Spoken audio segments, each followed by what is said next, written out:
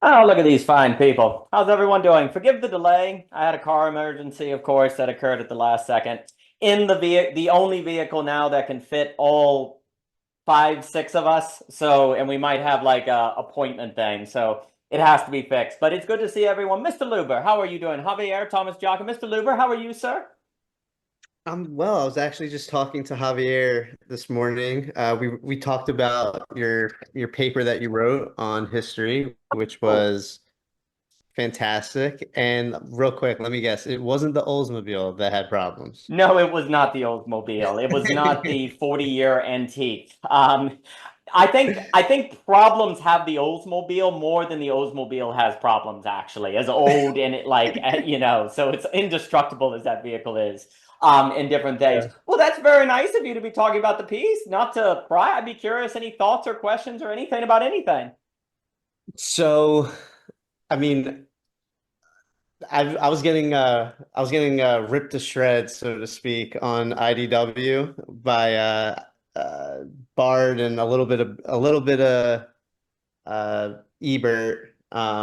But I just honestly see it as the Hegelians that don't see value in Heidegger, and that's like it's like an emphasis problem where I think your paper kind of touches on where if you take history seriously and you go back and you look at history, obviously it becomes dialectical, but then you have the choice of which possible dialectic within history do I want to focus on? And I think you made a brilliant point where it's like I want to focus on a local history. Yes. And like that to me is very Heideggerian in a way, where it's like you're picking the possibility in which your inquiry's on. And that inquiry, how the inquiry unfolds, of course, is dialectical. But it's but what's not in a certain sense dialectical is that initial picking. Like there's that choice that isn't dialectical, and that's what I'm trying to bring out in my work with like the theme shit, you know? It's the same thing. It's like yes, you might understand that local history after you already, read or observe that unfolding, but you realize that there's this element, this like pre-contextual element of picking this local history and this and watching this unfold or reading about this unfolding that um which we've talked about all the time, this like it's retroactive because it's through experience, but you realize that there's this component that is primordial to the dialectic, which is the absolute choice or just picking your possibility, essentially. Um, so I don't know. I've been thinking through like why they don't like my theme concept, I guess. And I've been reading a new book called The Emergence of Everything because I'm trying to get into complexity science. I'll put it in the chat, but it's like a short 200 page book, fairly easy read so far. But I realized where like theme or just like absolute the sentiment of absolute choice comes into play with complexity science more, which is okay, you have a system. You could call it a Hegelian system, a dialectical system where it shows the beginning and end, but how it intakes information, how like from the book, how it goes from raw infinite information to relevant information, there's a pruning process. And like in that pruning process, it's like what is the concept? What is the grip that you have or the algorithm that you have that siphons through the information? And that to me is something that's in tandem with the dialectical system in which the information is taken into, but it's not dialectics itself. It like you can understand it dialectically, but I think that's just um simply looking at it as a reductionist system where you're just only looking at it from like how the parts make up the whole and not necessarily like how you want the parts to take in the information or how the parts interact with each other to make that whole. Uh, yeah, so I think basically the conclusion is like pruning is based off of the thematic choices you make, essentially, which I want to understand. Like you know way more about Hegel than me. Basically, most of what I know about Hegel is through listening to you. So I want to understand, like specifically, like with your article, making the choice of a local history. How is that part of the like? It is how can you understand that as separate and primordial to the dialectical process? And if that is a fair thing to even say, if that's even true. But yeah, I'll give it back to you. Basically, the role and theme is is theme dialectical kind of thing, or is it separate but totally related? Which No, I would say it's the latter, but I'm not sure. Please. No, I think that's all Magnificent. And Clayton, good to see you as well. And I'll give it to Mr. Jock and Javier. Well, there's a few things. So first, thank you for reading the article. That's very kind of you. And I appreciate how you positioned in that conversation. You know, another way that I often think about, not to get into this, but it just as an analogy, is the freedom determinism debate. Because if I choose that determinism is true, which of course is funny because you have to choose to see things in terms of determinism, then that actually functions as the kind of framework in which all thinking occurs. So there's a prior choice in which then if you talk about things like, let's say dialectics, well, dialectics, can you have dialectics between determinism and freedom? Where there's a weird way you can't, actually. If it's determinism, you do not, unless you choose determinism. Then there's some sort of dialectic because there's both freedom and determinism at the same time, right? Like you choose your pruning or your limitations or your determinations, as Hegel would say. But here's the critical move. Once you realize you choose to see the world in terms of determinism, then what the word determinism must now forever change. It cannot mean what a lot of people mean by determinism, which is that there is no choice. Well, if I can choose to see the world in terms of determinism, well, then the realization that there was the act of choosing to see things in terms of determinism changes what the word determinism must mean if it has any meaning whatsoever. So there's this weird move of the choice of interpretation that changes what the things you are interpreting mean once you take into account the element of determination, right? So likewise, if you sort of say, well, I choose not to see theme as part of reality, the question is, does theme actually account in its logic the very possibility of denying theme, right? So maybe, for example, if I were to say the theme is, do not let your idea of theme get in the way of theme, right? Because very often we actually will do that. We'll be like, well, that's not what theme is. Therefore, it gets in the way of our experience of theme. But then we have to ask the question, is that just a cute logic move? Or is that ontological? Like this, but then Hegel, this is the key. Hegel would say, but you can make that move. It's not cute. You literally can make that move. And if you make that move, it changes how you see it and how you behave. So in what sense is it cute? And this is the weird thing for Hegel. Even cute moves matter. Like it just sounds like a kind of a word play when you say, oh, well, then actually, well, don't let your idea of theme get in the way of theme. If I just use the thematic command, you say, well, that's just cute. Hegel will be like, if you can do something cute, then there must be the conditions of possibility to do something cute, quote unquote. And so it can't be merely cute. It has to be significant, right? So there's always this play. And really on the point of your saying on the dialectic, and then it's extremely important, and Dmitry has made this point, and it's very true, that Hegel did not want to primarily be seen as a dialectical thinker. He wanted to be seen more in terms of speculative reason. Dialectics is simply the operation by which things unfold that you notice if you pay attention to things, and then you ask, what makes reality such that this occurs, right? Because dialectics don't go anywhere, right? Like just because they pass into otherness, they may just go back and forth. But what Hegel's interested in is the fact that things pass over into otherness, but they don't pass over into a kind of randomness. They pass over into an otherness that has some sort of intelligibility from what came before, and yet they are not reducible to what came before. And you mentioned pruning rules in complexity theory. That's really important because every time something becomes something, it also prunes the possibilities of what it could be, and its identification is found in that continuum of pruning. And here's the key. The pruning, though, isn't random.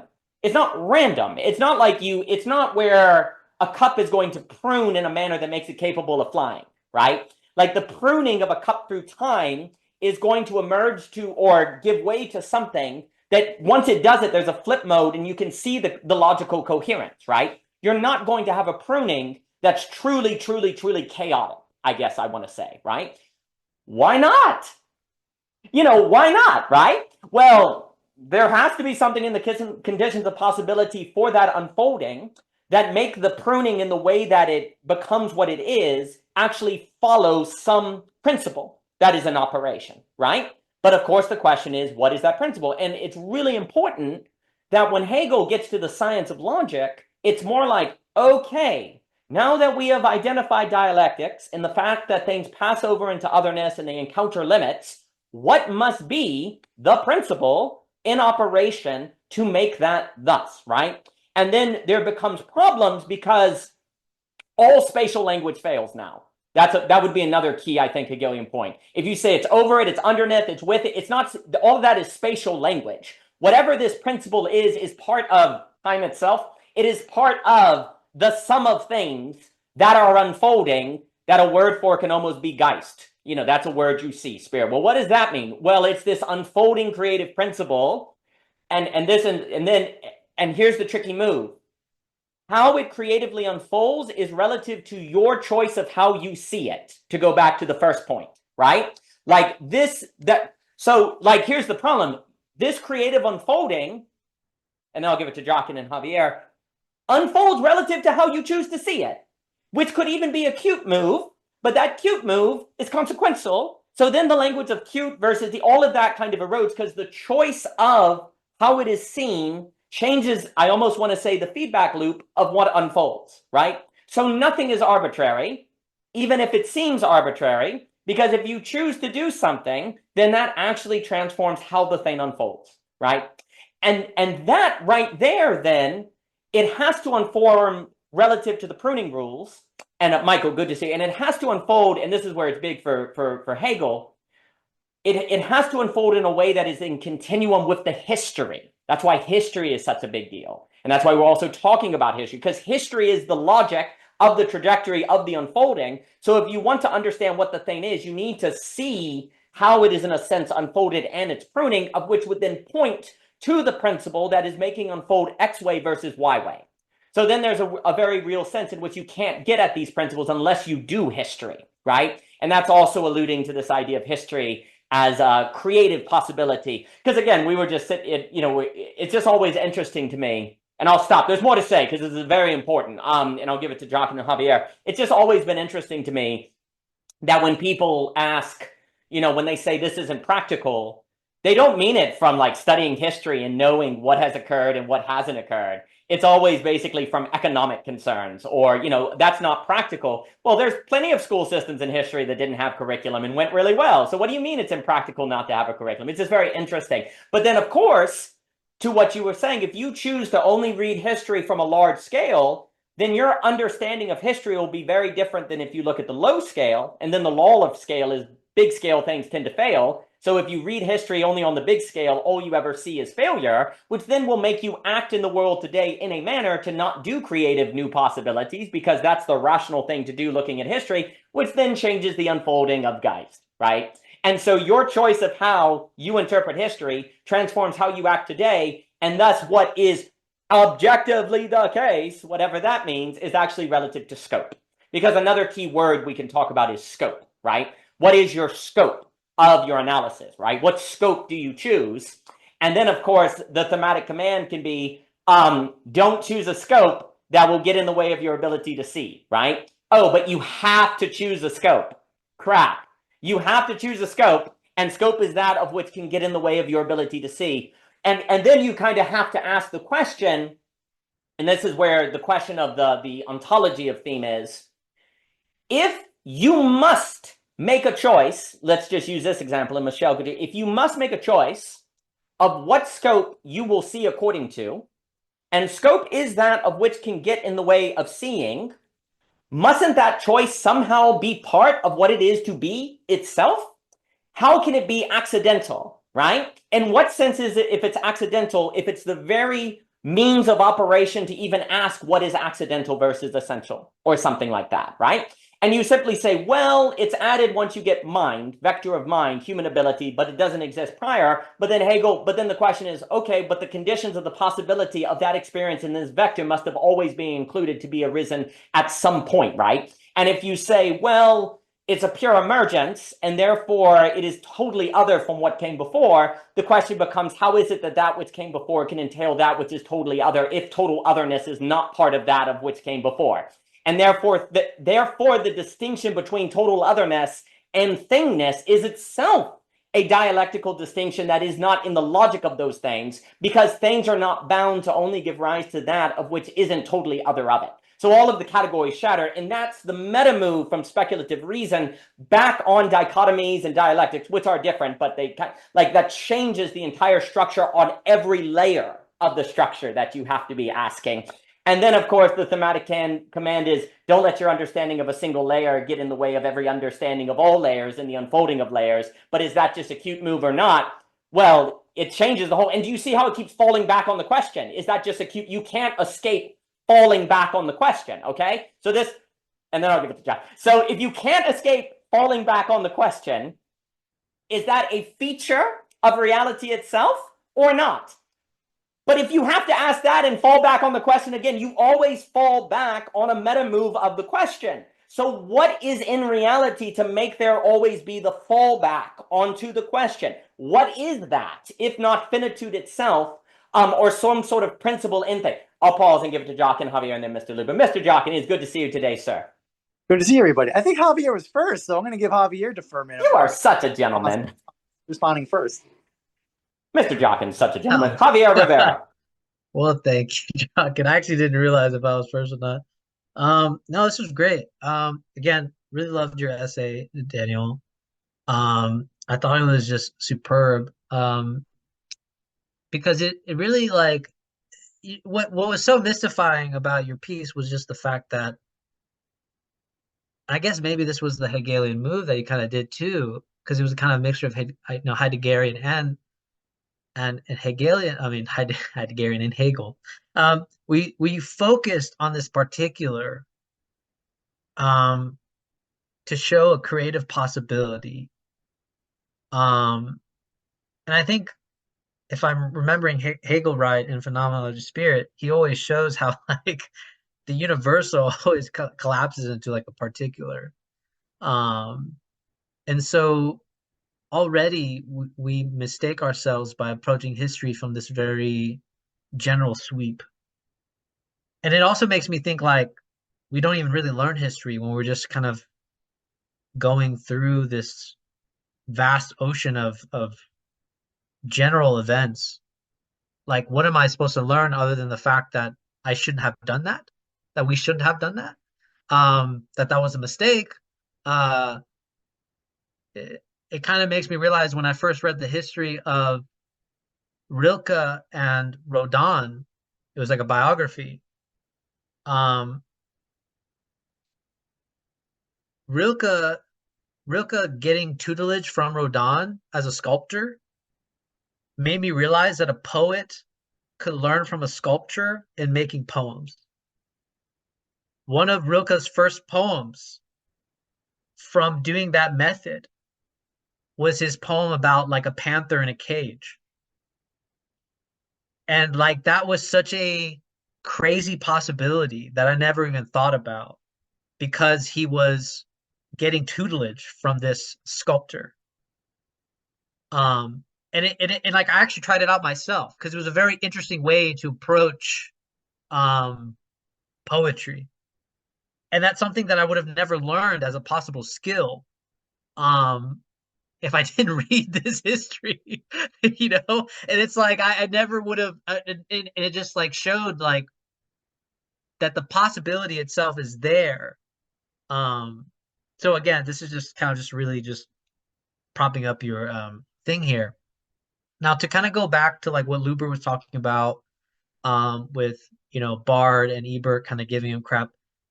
They kind of interpret theme. They seem to interpret theme as saying that there is a meta language.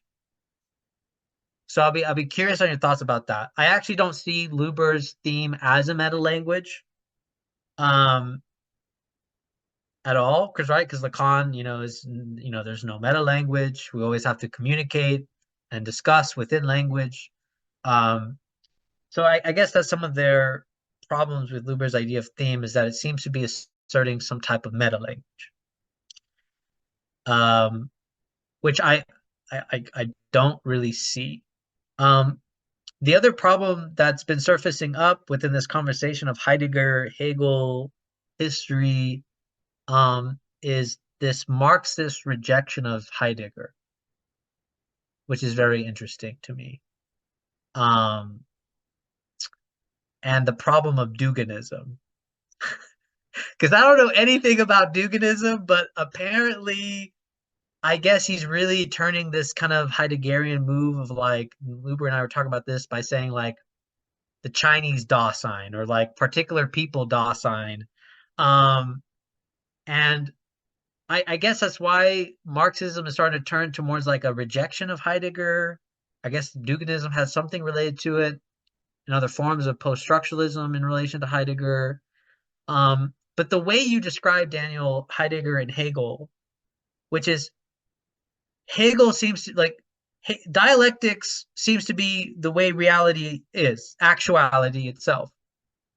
But when we go to Heidegger and Heidegger says possibility is higher than actuality, well, that's the meeting points between Heidegger and Hegel. I and that's why I don't see why Heidegger should be rejected, because Heidegger is just a thinker of possibility. But the problem of Heidegger is exactly what he asserts, which is the problem of possibility.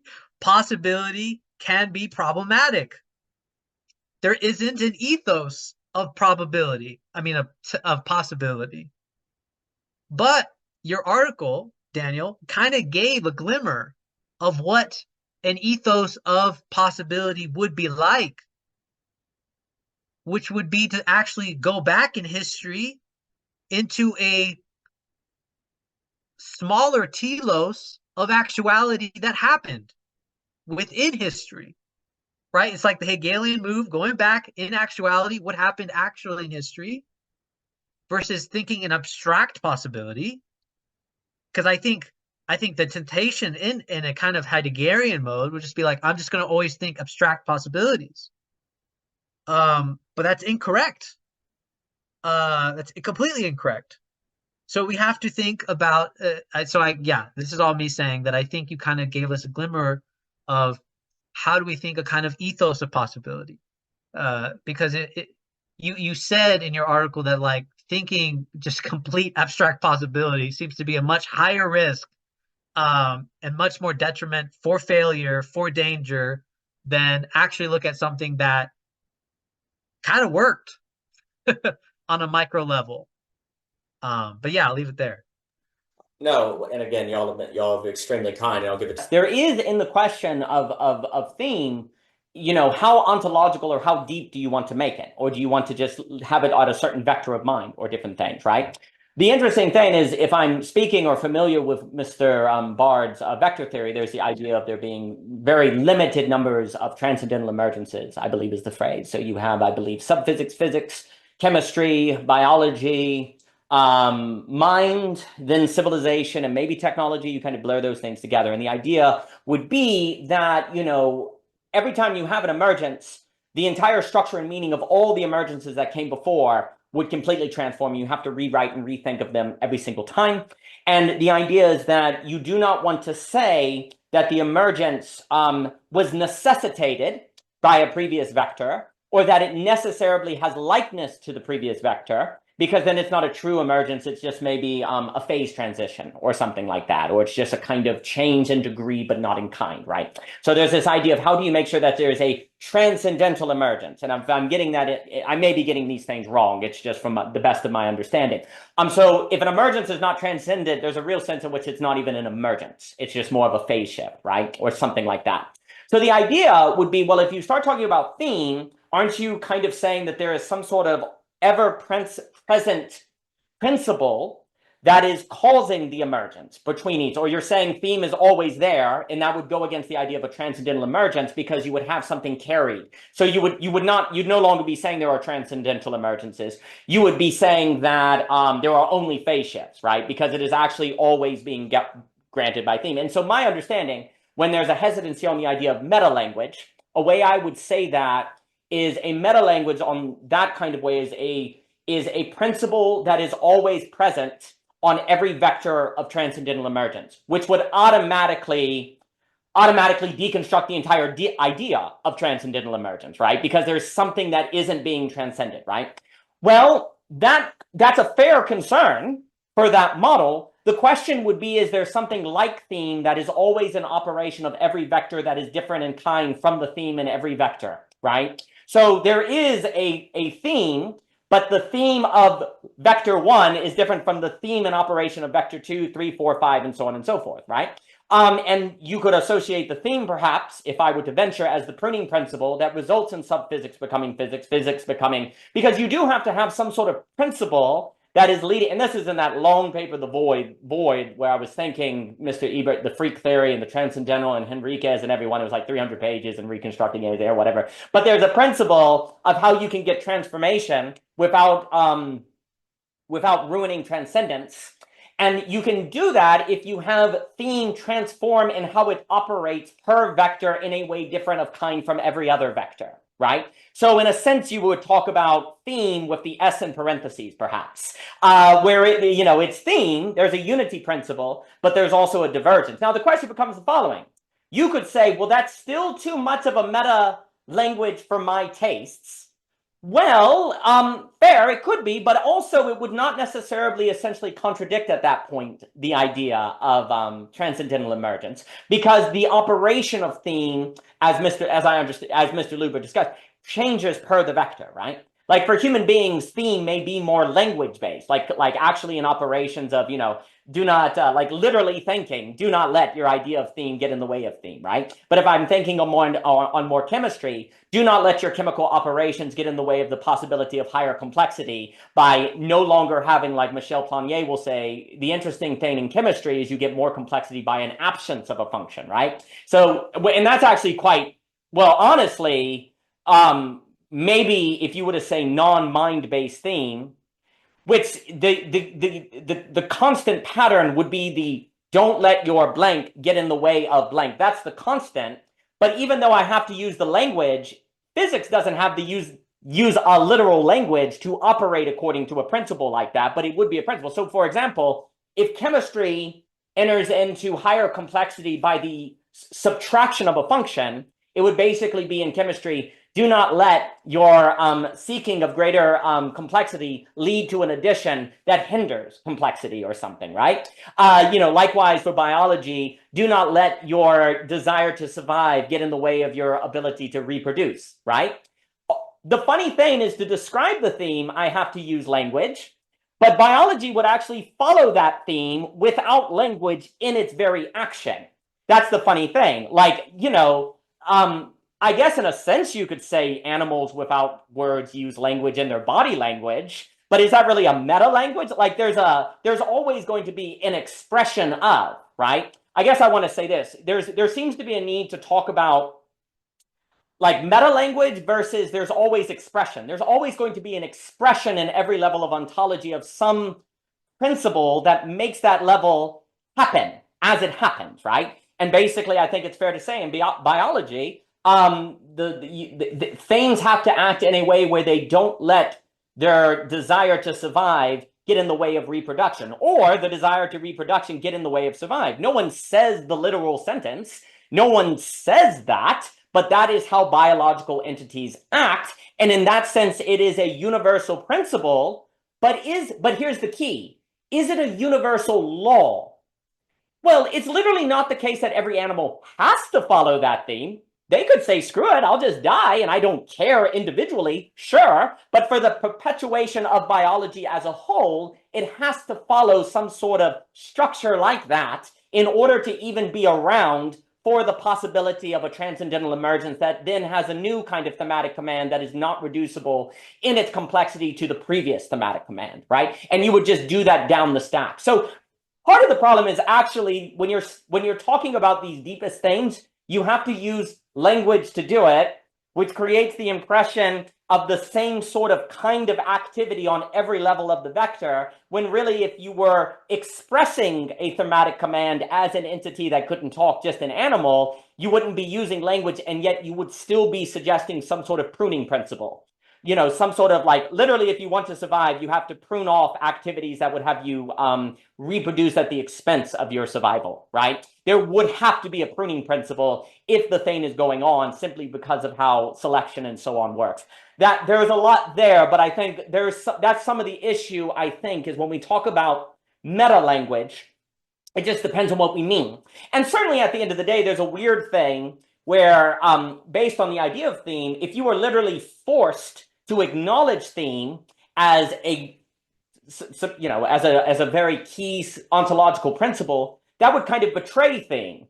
Like, theme has to actually kind of be a sort of thing that is open to precisely be a command that puts upon you a sort of question of your relationship to it, or else it would be betraying its own structure as that of which compels action, right? Like, if theme was presented as a sort of fact, that would sort of betray what theme is, right? That's the kind of weird principle, right? But actually, that's almost where Hegel is now talking about, you need determination that limits freedom in order to be free. Otherwise, there's nothing there that is free, right? So likewise, theme has to be that of which you can say is not there, or else it would not be the thing of which could be chosen to be there, and therefore could not be thematic. It would only be factual, right? Like, what's the difference between factual and thematic? The element of some sort of unpredictability, right? However, I don't think, you know, from what I understand about, and again, there is something to be said about the danger, if you're going to talk about theme, of assuming the acknowledgement of the theme is vector indifferent.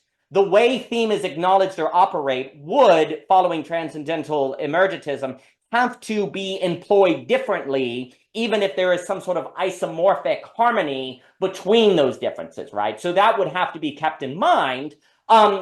But if you don't have something like that at all, then you kind of have chaos, right? You have some sort of randomness. And you know, you could theoretically say, well, I just believe it was random and yet nevertheless worked, you could say, or that there's some principle in it that's pulling it ahead, like a downward causation. You could do moves like that, but then of course that becomes things like a final absolute choice. And oh, but what did we say at the beginning? You still have the choice of how you interpret the entire frame, so you're always falling back, right? You're always falling back. And is that falling back itself ontological, or is that giving it too much credit? It's simply a product of our finitude when approaching these questions, right?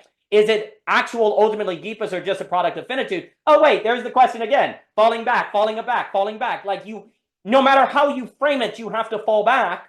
So surely it's then more than just an accident. If you must always fall back, however you frame it, then it must have some sort of always present potential in every possible circumstance so that you do the fallback.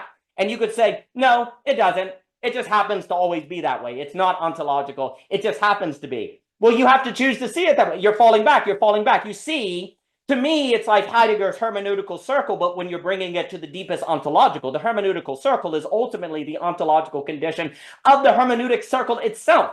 Because you're in a hermeneutical circle asking about the hermeneutical circle, and the question is, what is the nature of reality to make it thus, right? And before I continue talking, I'll give it to Jock and Luber and then Michael. The problem then, of course, is one of the ways you move out of this is to make the ground of your possibility historic occurrence, right? Because you know that actually occurred, so then you can reference that and say, well, that's not reducible to the hermeneutical circle. Even if the interpretation of it is still captured, the subject of the hermeneutical circle has some sort of anchoring principle. Well, then that's the dialectic relation of speculative reason. Much more needs to be said on the history, because what you're saying on the possibility, Heidegger and Hegel, exactly. But let me give it to Mr. Jochen. Very good, Daniel. Very nice performance right there. I have to just to jump on the bandwagon. I have to say the history article was a slam dunk. I thought it was an excellent piece. So the third one to come on the call to bring that up. And just to piggyback what Javier said, I think especially the creative possibility angle. I mean, that's outstanding. That's typically the stand. Isn't it ironic that typically the people that are the strongest proponents of history have a bias for conservatism, right? Basically, it's a kind of and they're not wrong. Like in the sense of we use history to try to justify we did all these things, it didn't work out, and therefore we should do the status quo. So typically, history is used as an argument of status quo. Usually, there are interesting other examples of using history to show grievances or to give an account of a kind of injustice. So typically, argumentation of injustices rely on history to make their claims. What you're bringing up, Daniel, in that article, though, it's a very different angle about that. It's very much this angling of using history to have as a reference, as basically an empirical investigation to then justify proactive directions. Now, you could probably put some caveats on that. So I think that the idea of the threshold of action or intervention needs to be addressed to that. And then that's actually partly why your intuition about smaller scale, right? Is that obviously an intervention at a smaller scale, the damage can be way less than at a larger scale. But these are all points I'm sure you're going to build out on. But those are great points. I mean, I'm reminded immediately of Aristotle's notes about the difference of history and poetry. History is supposed to be about the particular, right? This is the exact opposite of this kind of reference of great pattern history as the way to think about history. But ironically, what you're bringing up, and that's why I think both of us, both me and you, really love Abacaro for this, he takes a particularization of history and transforms it into poetry, into larger patterns of signification. But he's always very grounded in this particularity of people. I think Javier's point about that example of the poet getting inspired by Rodin is an excellent example of that. It's so often history, the history I'm interested in and try to teach. And it's very difficult because usually not in most general history books, they don't talk about this. Is the lineage of association and apprenticeship. That's almost always obfuscated. It's not very commonly addressed. So, for example, and especially for example, Thomas Aquinas, he was mentored by Albert the Great, but that's rarely brought up about. If Aristotle was a student of Plato and etc. Right? So it's almost always these the great individuals are put as these individuals and not realizing they have relationships. And I'm Daniel talked before about this, that almost every great movement had some kind of social coordination in some context, universities or off the university, et cetera, et cetera. So, and even by the way, all of us in this room together, these are the points that the ideas being generated through our relationships. The history of these events are probably going to be obfuscated and not talk about that, which is ironic because I actually learn from history in the particular mode is look at those exact points, particular relationships of people and how they work together. I think that's an important detail. By the way, this whole note, Daniel, I think I've talked with you privately, Daniel and Luber and Javier, my general dislike of Hegel. However, I will comment in my research right now for Aristotle on the body, the idea of spirit, it's not very commonly talked about in Aristotle's work, but it's actually there. And it has to use it because he's specifically the sections related to generation of bodies, animals and human beings. Spirit is he has to use this discussion of spirit to articulate how does the existence of a creature come to be. Pushing the Energeia Damascus model as hard as possible. A lot of commentators really do believe he breaks. His model breaks when he has to actually apply it to the most particularization of an individual life being created. I think he does make it. I think he pulls it off, but I will be the first to tell you it's a complication of the model. I'm just bringing this up because the idea of spirit and nous are distinct for Aristotle. While it seems like the way Hegel's discussing it, it's a I don't want to call it a conflation or a mixing, but I'm just noticing the way, at least my understanding of Geist, how it's talked about. It's not necessarily the Aristotelian model per se, but like two concepts are being blended together. But the part that's very important is that this is what I'm bringing up here today is the idea that there have been some scholars who have thought that the individuation principle, if it's not coming from the matter, which is Aquinas has that point, some Neoplatonic points have said that, there have been some accounts that the spirit is the principle of individuation. And Aristotle has some essays and points that kind of point to that proposition.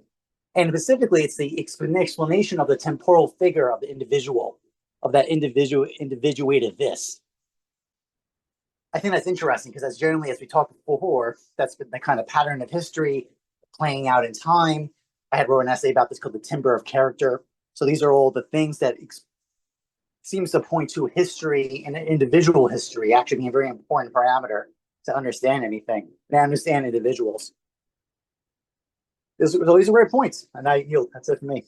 No, all of that is magnificent. And it is certainly the case that the high majority of Hegelian studies have suggested a conflation of spirit and nous. So I think that is extremely fair. One of the reasons I do respect Zizek's reading of Hegel, and then Holgate and different people like that, of course, there are disagreements and differences, is that critically, nous and spirit are indeed connected in the phenomenology of spirit. But every time it hits a level and goes along the phenomenological journey is to the point where Geist, which it knows itself as a conflation of nous and spirit, encounters the limit of its knowing at absolute knowing and realizes there's a difference between nous and spirit at the moment of its ultimate humiliation. But then the phenomenology of spirit ends, and the continuation of that is in the science of logic. And as Cadell is arguing, I think he's completely correct, no one reads the science of logic. So then the science of logic is the problem of spirit now realizes it's distinct from nous, rationality, knowing, etc., so forth. But the only way it knows itself is through nous.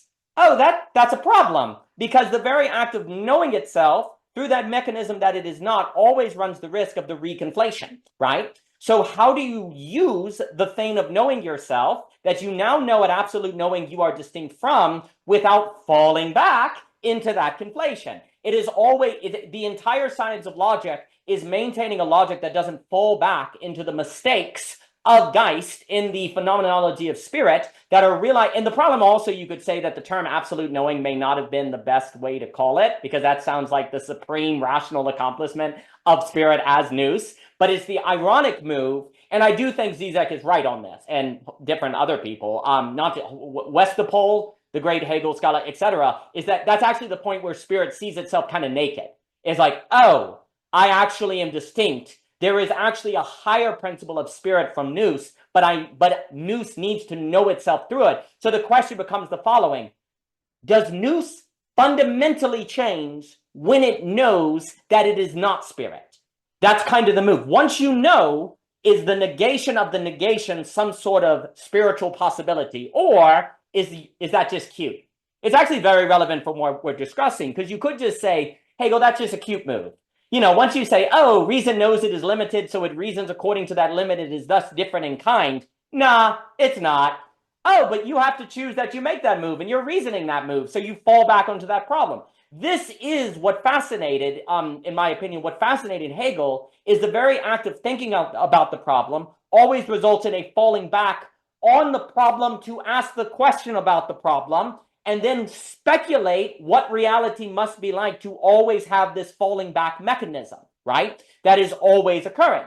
Now, you know, you mentioned Mr. Ebert. Well, the beauty of the idea of freak theory, that he's the end of the book 1 Doctrine of Being, where Hegel is describing ontology as a repelling and a sort of retracting, is that kind of idea that the fallback always has a certain transformation of a certain saturation of the thinking toward its limits, right?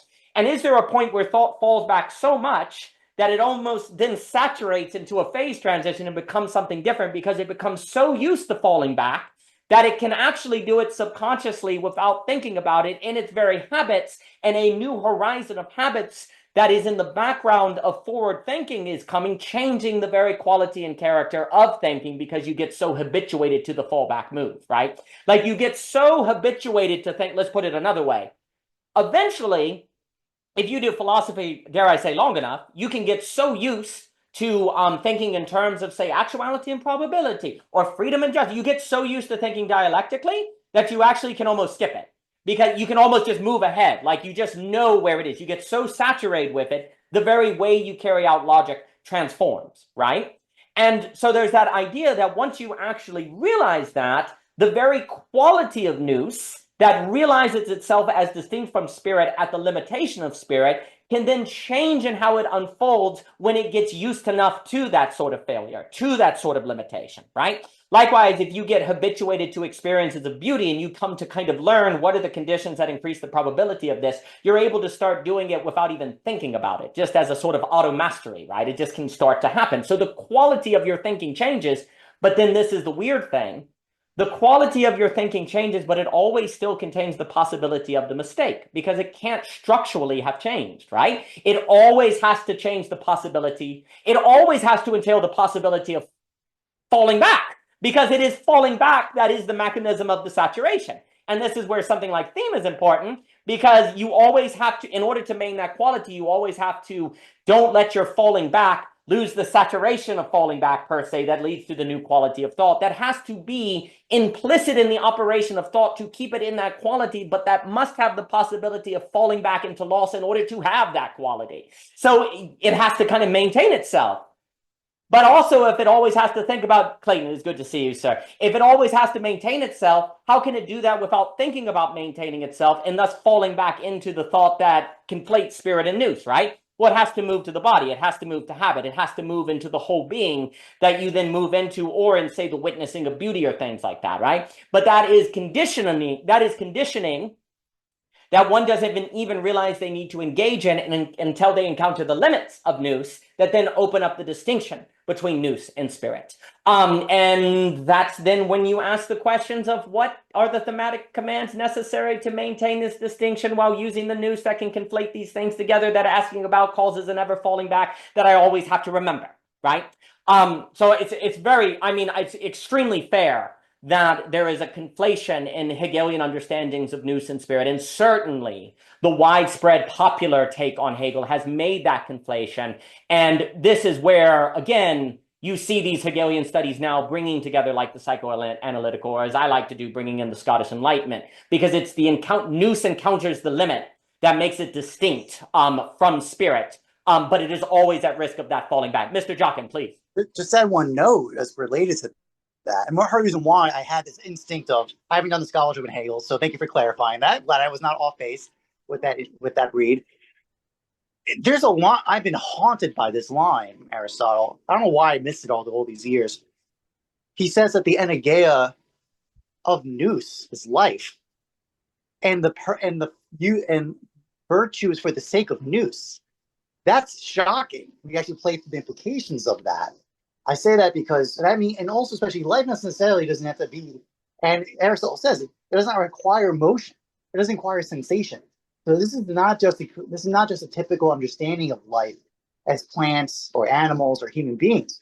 This goes towards a much deeper understanding that all contact of existence has the living principle in it, has nous, and actually the scholarship on spirit, Aristotelian mode. That is the originating source of the desire, Boasi's desire towards nous in the first place. So this sets up a whole relationship of what we mean by elentia, basically the kind of enactment of the purpose at the exact moment of actuality. It has all these secondary implications, especially when we realize the role of spirit in nous. And nous is not necessarily like going to just mind misunderstands what it's getting at. So I just wanted to build on those points. I say that because if we see life as a hypothetical necessity, you brought that point before. I think it was Daniel, you brought it up, or someone else did, about animals biology could do things to better do their function. But that's the point. What's the function? And we said before about this. What's the function of a horse? Well, from a biological account, it's life. That's the point.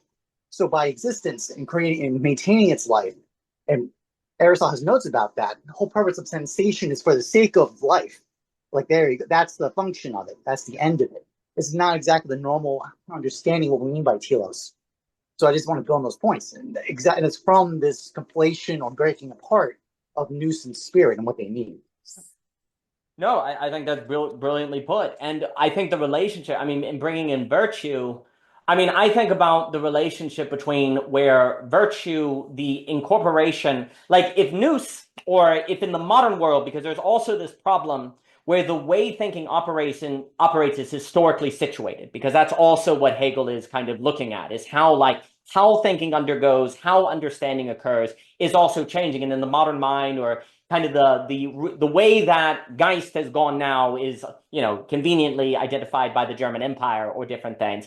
But that is not necessarily a good thing, because if it is a sort of technological knowledge that is at the expense of human flourishing, then that sort of identification as this being the highest form of understanding actually is simultaneously leaving a lot out, right? But life has to actually see in that understanding that it is being left out, because if it does not, in the conflation of the two together, life will gradually be eclipsed by understanding and won't even know that it is. Or the creative principle that is creating life will create life away, right? And so there has to actually come to see an operation of that occurring. But if you don't see that occurring, you also don't have the ability to understand that that is occurring, and so you're kind of doomed. Your only hope is to actually hit some sort of limit that unveils it, and then you begin to try to recover what it is that you lost that has led to this self-effacement. But then where do you even begin?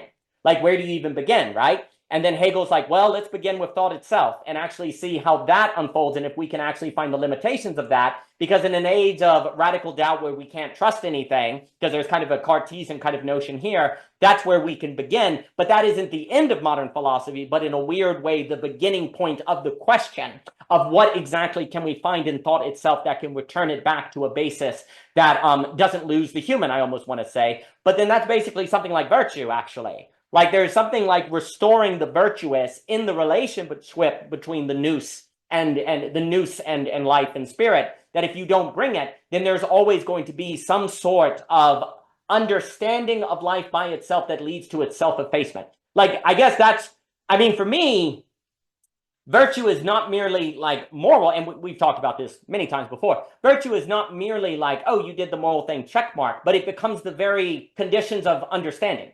And the conditions of understanding life that then changes how life unfolds, which then changes the conditions and has different qualities, right? Because also there's something about virtue that is necessarily quality versus quantity, and Mr. Luber's idea of theme, like theme is always qualitative. Like, why do you want to follow X instead of Y? Because there's a qualitative difference, and you can tell you're in the theme or not because of the quality of the unfolding that occurs within the theme, right? And so there's a qualitative issue. So then, of course, there's also this point.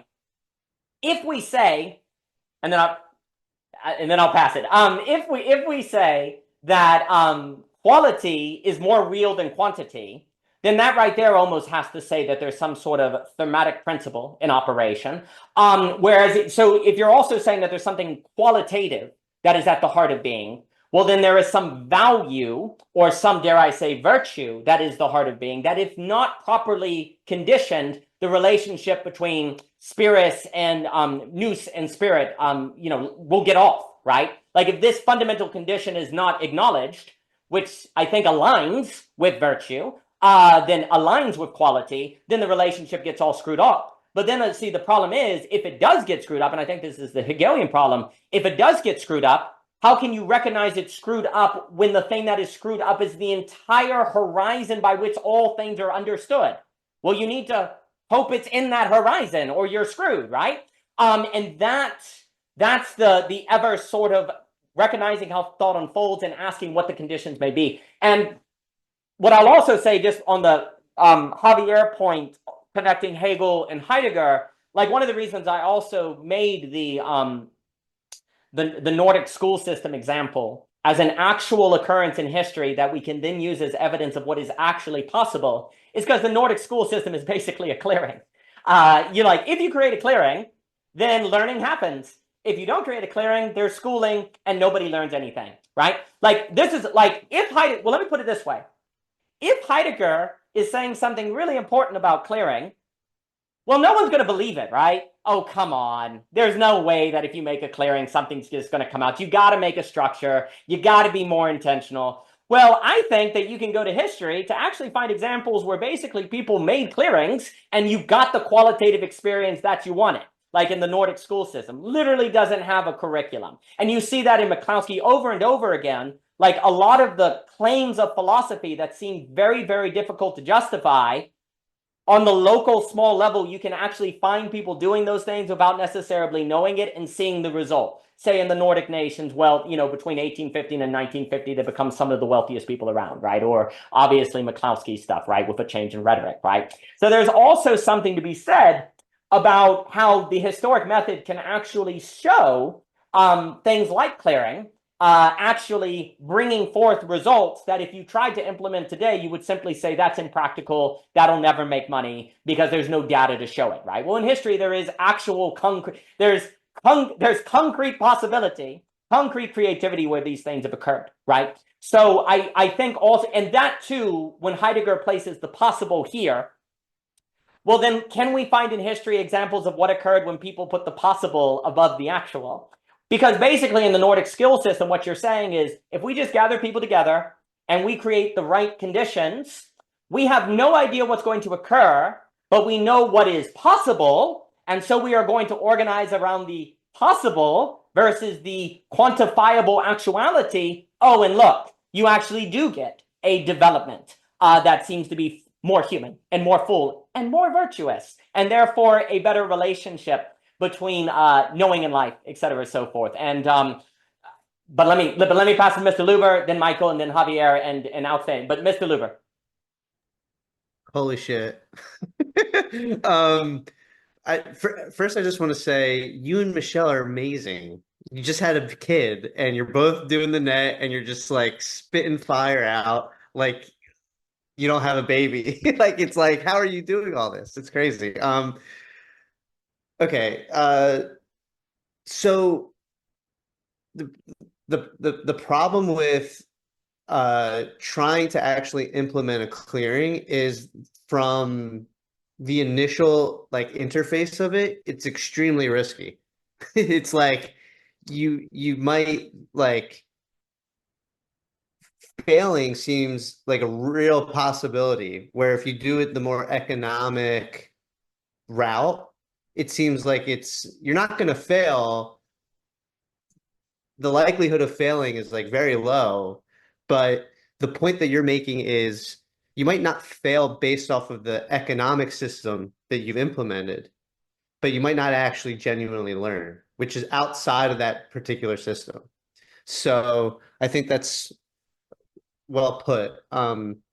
You're making me think when you're talking about virtue. You said so much.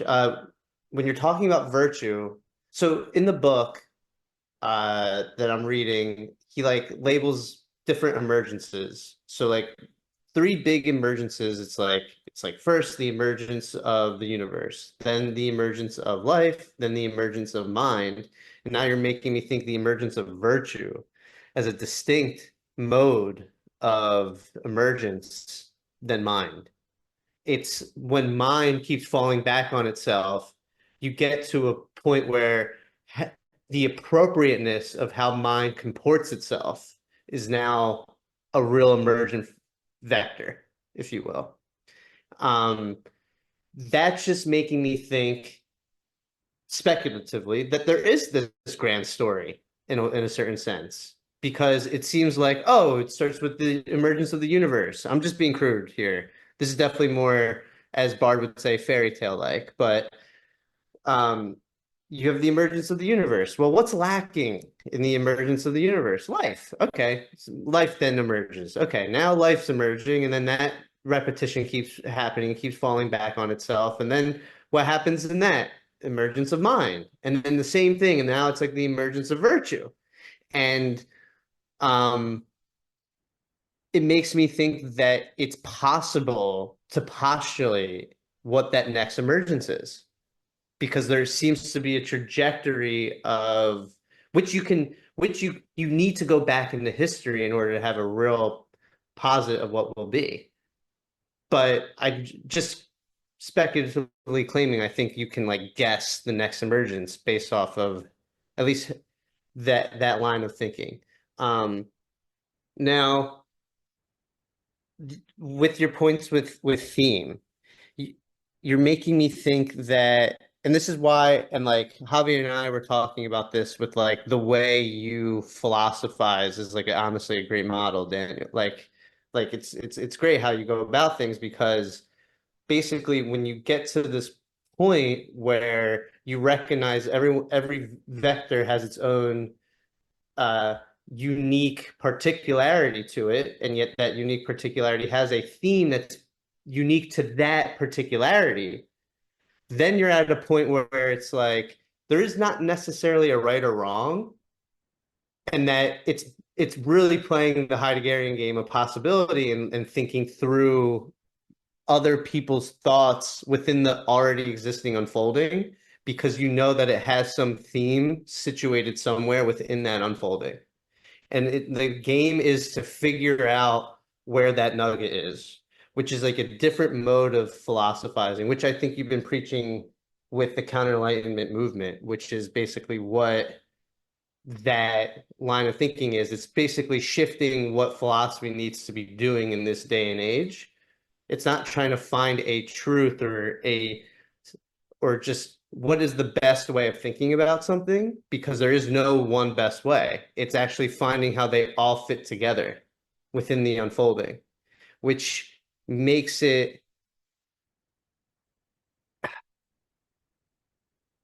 puts such a heavy emphasis actually on history. And actually what's scary about that to me is it's actually harder to have a discourse in today's world when you have that, because you can't actually talk to many people, because most people don't operate like that.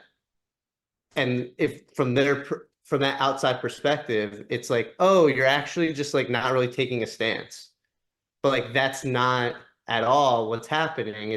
You're like taking an ultimate stance in the sense that you actually see value, like crudely, you're able to see value with each other. And that's, I guess, it's funny how I keep thinking I get your project of belonging, and then there's like this new way of looking at it, and I'm like, oh, okay, I'm understanding. Okay, this is what belonging is. It's literally this mode of philosophizing in a certain sense. And I mean, I see how theme is very helpful for that, simply because it helps. And this is where it's hard for me to not say it as a meta language, just because it helps communicate amongst different vectors. Like it's an easier way of communicating. Like that, I don't know.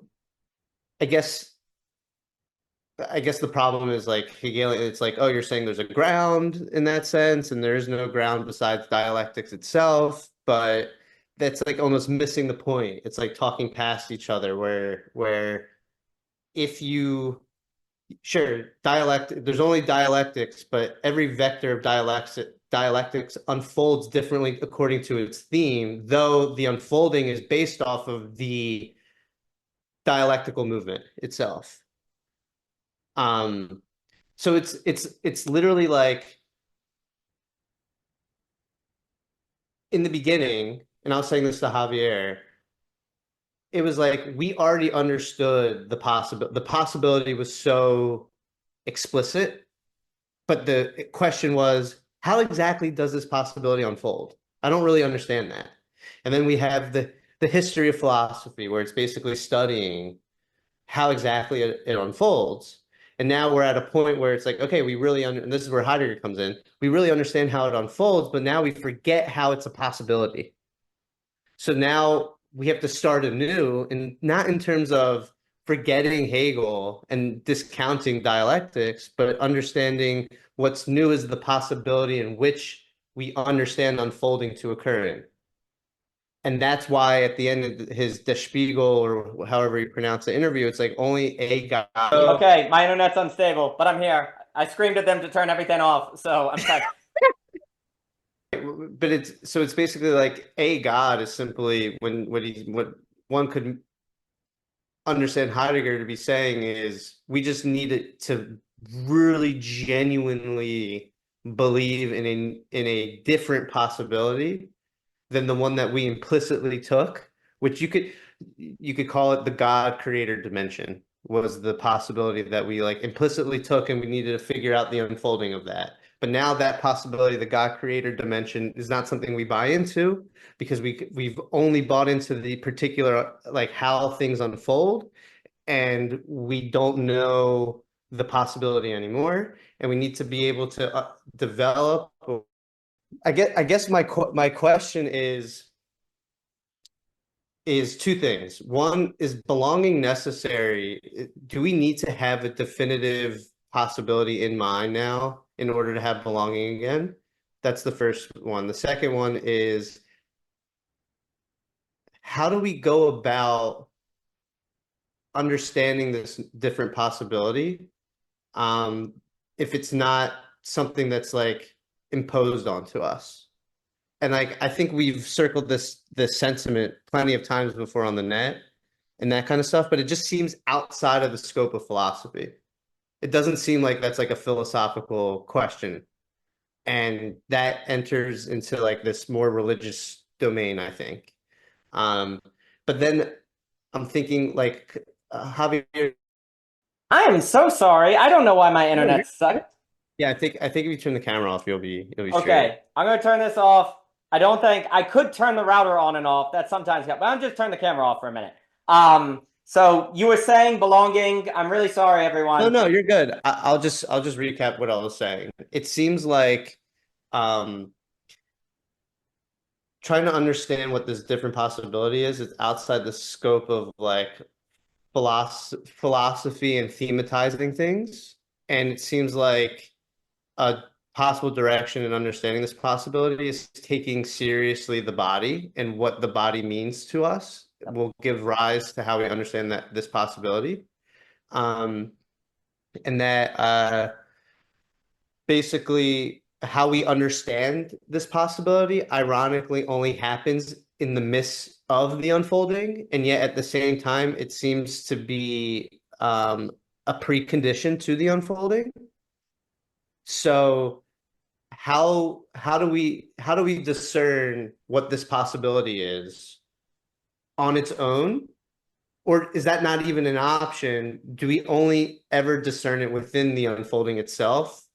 But which makes me think, if we go to, years and years and hundreds and thousands of years ago, I doubt there was a real tangible understanding of the unfolding, like in the Hegelian way.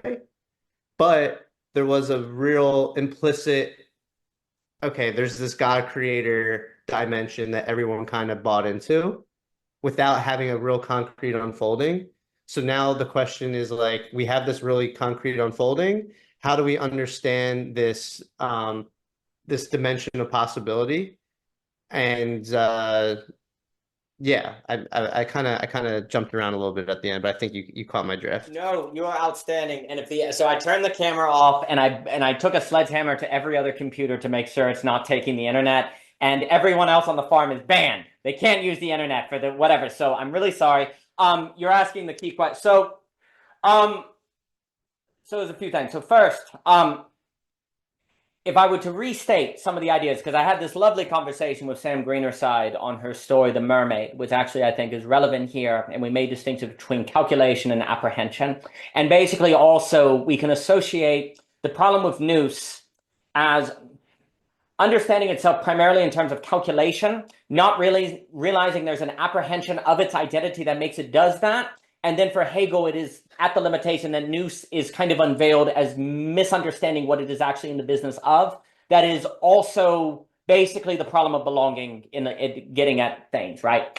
So in the idea that Sam's presenting is the notion, she talks, a lot of her work is talking about feminine and masculine and different differences and different things. And the story is quite beautiful, and it's very intricate and complex, and it's not assumable. But one of the things we talked about is how when you have, say, Sam was saying, like, as a female, you want to give all the details of the day, you want to verbally process, you want to talk about everything that occurred. And some people that can hear that and then go, oh, well, you shouldn't do that, right? Now, there is some problems with verbally processing, but another way to look at it is you're getting all the data out and you're putting it on the board so that suddenly in that whole you can apprehend an idea, right?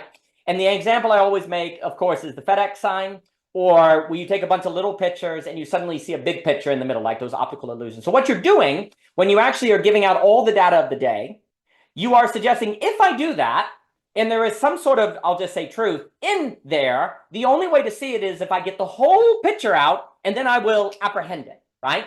Likewise, if I get all the small little pictures, then I'll see the big picture, find the sailor, what the sailor has hidden from the buck off, or I'll see the FedEx sign. Once I give all the details of the day, then I'll see that negative arrow, right? But to do that, I have to get all the data on the board, right? I have to say everything that occurred, and then I can see it, right? Well, this is a more, if we were to say what you were saying, and I think this is exactly right, if we try to get all of the philosophical understandings on the board, all of the different framings and different things, then if we have a feminine logic, the idea is that something can be apprehended in seeing all of that, that if you're simply engaged in calculation, you're just in one of those. I'll call them maps, right? Most of human civilization has been a story of people picking a map and calculating within the map. Now, again, masculine logic is more of the calculation where you don't necessarily verbally process all the information. You pre-decide the relevant information and you just speak that to reach the conclusion. So masculine is calculating conclusion for the story. And of course, these are generalities and it's not so simple, blah, blah, blah, blah, blah. Feminine is, it is more of gathering and apprehension, okay? So you're gathering or you're laying out and then apprehending. So men like to calculate, conclude, relevant information, calculate, conclude, where the feminine is gather everything and then from that whole, make an apprehension. Now, critically, Sam also connects the feminine with the void, because when you make the whole, it's apathetic, you can't calculate it. So the feminine more go into the void, actually, to get the apprehension, which turns out not to be nothing, because lack is not nothing. The void is actually the oversaturation of the light. As the example that Jockin says, blindness can be a result of an oversaturation of light, right? So it is precisely because the female is capable of oversaturating, saying everything that happened to the day, talking that all, that allows the apathetic possibility of an apprehension of a truth to occur. That here's the key. The man, precisely because they calculate, don't have the possibility of that apprehension because they only have the relevant information, right? So they don't get the whole picture. Which, if there's no picture in the picture, that's fine, right? If there's nothing in all of the data to apprehend, then the male is the way to go. But if there's something bigger going on, and you only have calculation, you will never apprehend that picture in the picture, because necessarily calculation kicks everything out. Well, what if philosophy did that?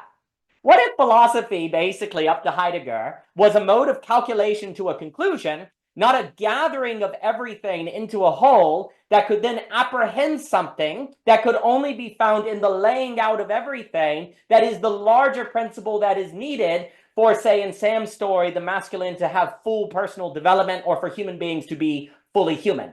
What if there's another step of philosophy that is more, dare I say, aesthetic and artistic, which is the ability to lay out all of the models and work them all, to have them all then be in relation and as such be a bunch of small pictures that when you put them on the board, bam, you see the big picture of Elvis Presley there, right? Because if belonging of a higher dimensionality is to be possible that does not fall back into the traditional crystalline structures that lead to the apocalypse, it must be based on a higher order apprehension that is a result of the seeing of all the different models together that is there, that is not reducible to a single model, but requires every single model. So you can't say these people are wrong and kick them out, because if they weren't one of the small pictures, you couldn't apprehend the whole. But you also can't say that the whole is bigger than the pieces, because the only reason you see it is because of all the small pieces put together to make that larger image emerge. So you have a one in the many that is being dealt with, right? But here's also, because you mentioned Mr. Desmond, this is more metaxis. It's more of a between, right? He says you're likely to find God in the between, yeah? And so likewise, it is in the between of philosophy and all the other models and seeing them that you then apprehend. And here's the funny thing. You are taking a hard stand, even though it seems like you're not, because your hard stand is, it is only in the gathering of all of these things that we can apprehend something that is what we need. And the hard stand is that the apprehension is what we need, not a calculation. That is actually a hard stand, because you are saying calculation is not. Well, who are you to say that? Well, that's the stand. So you do have to take a stand. But it actually looks like you're not, because you're not taking a stand for any model of pure calculation. You're taking a stand on the possibility of the gathering of all of those things to make something that you can apprehend a larger image in, like the FedEx sign. And that is the work. You're taking a stand for that work. And you're taking a stand that basically that must be the character of belonging now and thinking now, right? And so to go back, also we can bring up the nous distinction, because basically in Hegel, if nous has the understanding of what the thing is, kind of in terms of its like what is its deepest principle. So basically what happened is for most of history, spirit did say, well, one of the reasons in Hegel they think there's a conflation of nous and life, nous and spirit, is because Hegel's actually showing the history of when nous and spirit thought they were the same thing. And they did. Like, history has mostly been where nous life has defined itself in its terms of its first principle. It has apprehended itself as calculated. It is a like spirit is a result of calculation and conclusion, and that is its first principle. At the limit is when you go, oh my gosh, you apprehend the whole of history as unveiling that spirit misidentified itself as being a result of nous as calculation and rationality, as it like arriving to in sequence. You get to the place, like at that moment, there's the realization of, wow, I had been identifying myself as a product of calculation and conclusion, when really I had to go through that to gather a bunch of small pictures, that's the montage of history, to see the larger principle, which is that I am not primarily a result of calculation and conclusion. I am primarily an apprehension that you just apprehend in this very mysterious way where you just, boom, you see the mean, as Mr. Jock, and you've seen the beautiful, right? And so here's the idea. If that is what history gives us, what if every model of philosophy and theology actually is another kind of gathering of episodes of which when you put them, you can then see an apprehensive structure from it, right? But that requires actually knowing the different meta languages or bringing those things together so that there's some sort of whole where something can be apprehended. And it is in the mutual collective commitment to that apprehension that actually then people find belonging in. Because basically the theory, basically, and Sam Story speaks to this, and I do think like Aristotle and different, it speaks to this. If you don't apprehend, you're screwed. If you never apprehend, you're screwed. But then if you apprehend the wrong principle or the wrong mean, you're screwed. So you have to apprehend, and you have to apprehend well.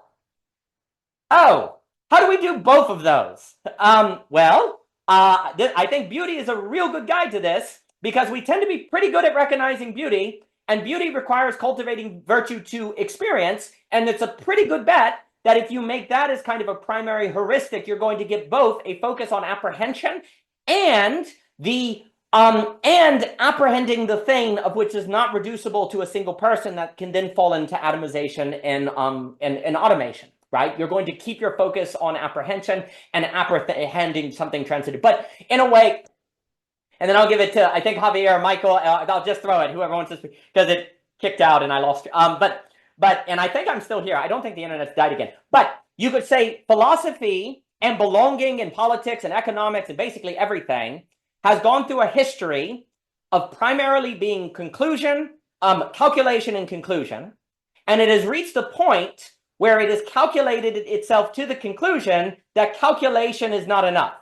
Calculation has concluded that calculation is not enough. Well, then doesn't that mean the conclusion that calculation is not enough is undermined?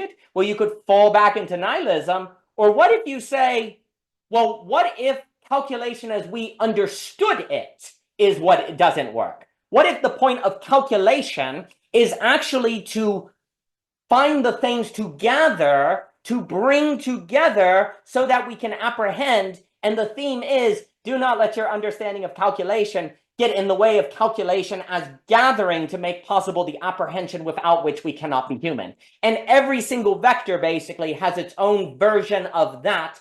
And I guess also there's more to say on the meta language problem, but I will give it to Michael because I know he has to run. But there's also stuff on the meta language and also on other things. But those are some thoughts. But let me give it to Michael here. Michael.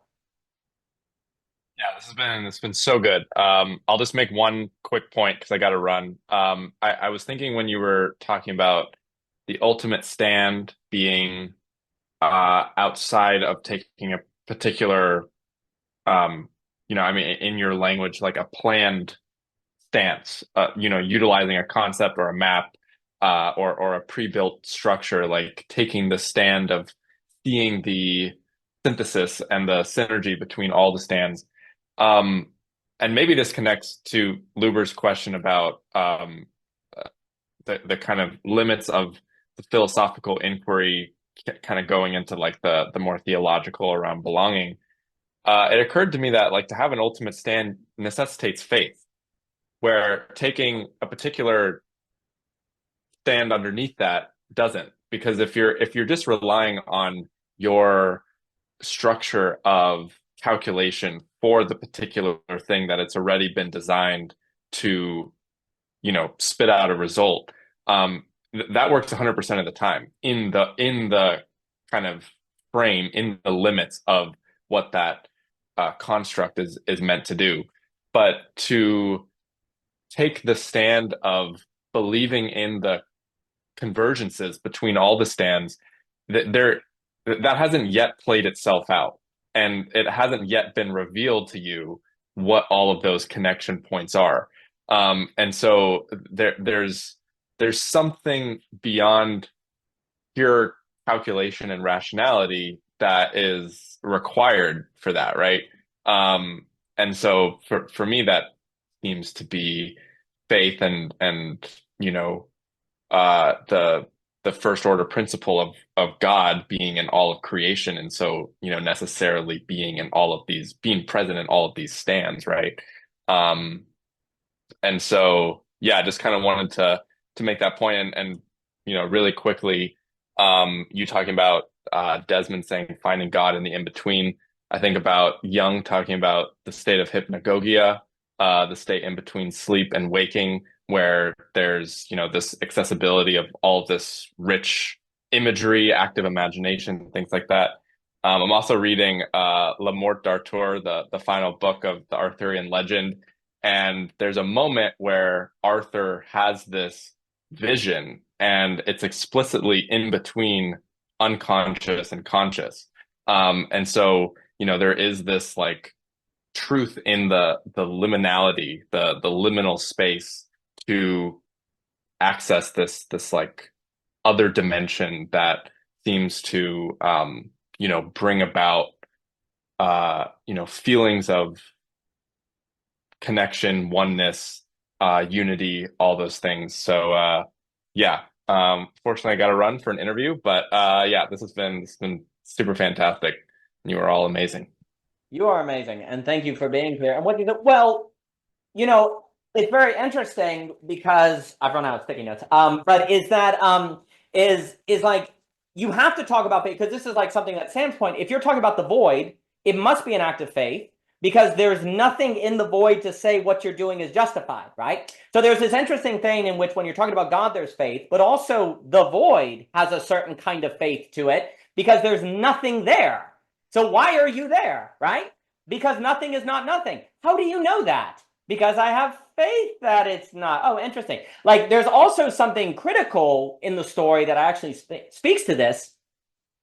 In order to know the subject is undergoing development, it basically always has to be in some sort of lack, some sort of void, because otherwise you could attribute it to something external, like physics or biology or money or some external source. It is only in the void that it is undeniable that personal development is occurring. Because if you're in the void, which Sam associates with the place of associational logic, kind of like psychoanalysis, the subconscious, like if there is a sequence that occurs in the void, say you're thinking about now, then you're thinking about being a kid and your grandma, and you're thinking about philosophy, there's a sequence that occurs, right? Well, that sequence cannot be physically based. It must be you based, and thus the logic that happens in the void must be personal. It must be a personal development, right? So the void, and keep in mind when I say that, it's also apathetic. The void is the place where the person must be. There is no plausible deniability that the development occurring is personal, okay? It must be a personal development.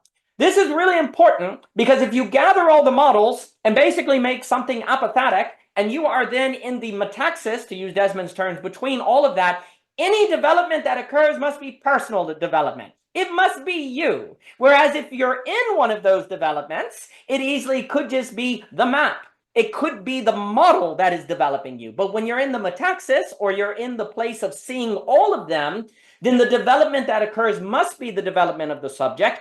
Oh, and when the subject develops, it changes how they see, and what you change how you see changes the subject, and now you have the feedback loop that is the development of the subject. That is the only place belonging is found, because you will never find belonging where you don't have that feeling and undergoing of personal development. But that is only possible now in that place of the gathering of the all and the apprehension that requires the work of bringing those things together. And that is where you're going to actually feel the development of the subject and feel like you belong there because you are developing.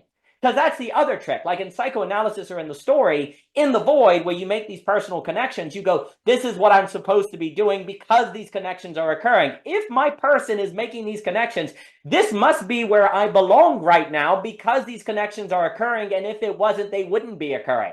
Your mind wouldn't be making these connections if you weren't supposed to be making these connections, right? It's just that in the void, it's just that outside the void, there are so many ways to distract you from that occurrence, right? So you never have the apprehension that is the confirmation of belonging. Well, basically, everyone in their philosophical model are never in a place where they can know it is personal development happening, right? It could just be the model happening objectively outside of them, right? So it can never be brought to a feeling of belonging because it could just be the modeling justifying its own consistency without you. If you want belonging, you have to have the stance of outside a model so that anything that occurs is definitely you, not the model. But the problem is you need models for that because we develop ourselves with objects, as Javier was saying. So you need the models. But if you have models, they're at hand, and now you run the problem of the wrong identification with it, right? That's all the Heidegger thing, right? So you need the models, but if you have the models, you're in trouble. So you need to make them apathetic. You need to gather them all up. Like the option is to go through per se and to saturate yourself with the models, but you can only do that if you respect each of their models in their individual particularity and maintain that particularity, not blur them with one another like the relativist does. The conditionalist is gathering the models in their particularity precisely to create the condition of being in an apathetic relationship with them, that then the personal developments that occur mysteriously in relation to that whole are definitely personal developments, and you find belonging in that. But it has to be an apathetic strategy. And that alludes to Mr. Ebert's freak theory notion on the idea that there's the gathering that eventually makes the saturation part. You need to do that very saturation with philosophical models themselves, with philosophical thinking itself, precisely to put you in a relation with them where it is like the void in Sam's work because of an ultimate saturation, that then any development that occurs must be personal, because what you've done with the apathetic is created a clearing, not by removing everything, but by creating such a saturation that is a clearing where something can come forth and be apprehended like the FedEx sign. But that requires a metaxis and a gathering that is more feminine, and philosophy and much thinking has been a history of calculation. But to Michael's point, and then I'll give it to Javier, that all kind of requires faith. That all requires a certain faith that if I simply stand here, quote unquote, and look at this FedEx sign, if I look at all these, if I look at this, if I have this whole, then something might be apprehended. That there's a faith in that, because guess what? You might be crazy. You might just be the conspiracist who's gathering a bunch of data together and there's actually no connections, and all you're doing is forming one giant conspiracy. The risk of feminine logic is the conspiracy. The risk of feminine logic is that board with the guy of the meme, and he's got all this stuff and the lines, and we've all seen that meme. What is that? Philadelphia or something? Okay, so everything I just said could be that. But you see, that must be the risk, or there'd be no courage in it, and thus there could be no meme. And also, if that wasn't a risk, it couldn't be a theme that brought you there. It would just be facts that brought you there, right? Like if there wasn't the risk of it just being a conspiracy, well, then it would be, everything I was saying would just be found in, say, data, in facts, right? There has to be the possibility of being wrong, or else it would just be facts. And if it was just facts, you could calculate yourself to this stance. Oh, but that means it would not be having the function of an apprehension that you would know is distinctly human, because if you could calculate yourself to this stance, well, then it could just be rationality using the human versus the human using rationality to get to the place where they stand outside of it, right? Like if you could calculate yourself to this metaxis stance and thus know there was no risk of you being crazy, Well, then who's to say it's not rationality just using the human, right? Because rationality could arrive at this, and thus Nick Land is right. But if there is a risk, this is all conspiratorial making, and that there is no thing that could emerge, the very fact that there's a risk means this is a personal human development, that this is a human stance. And thus it is a place of personal development. And because we could be wrong, it is possible for the human to be extended versus necessarily replaced by a rationality that is just using the human to get to AI and leave the human behind.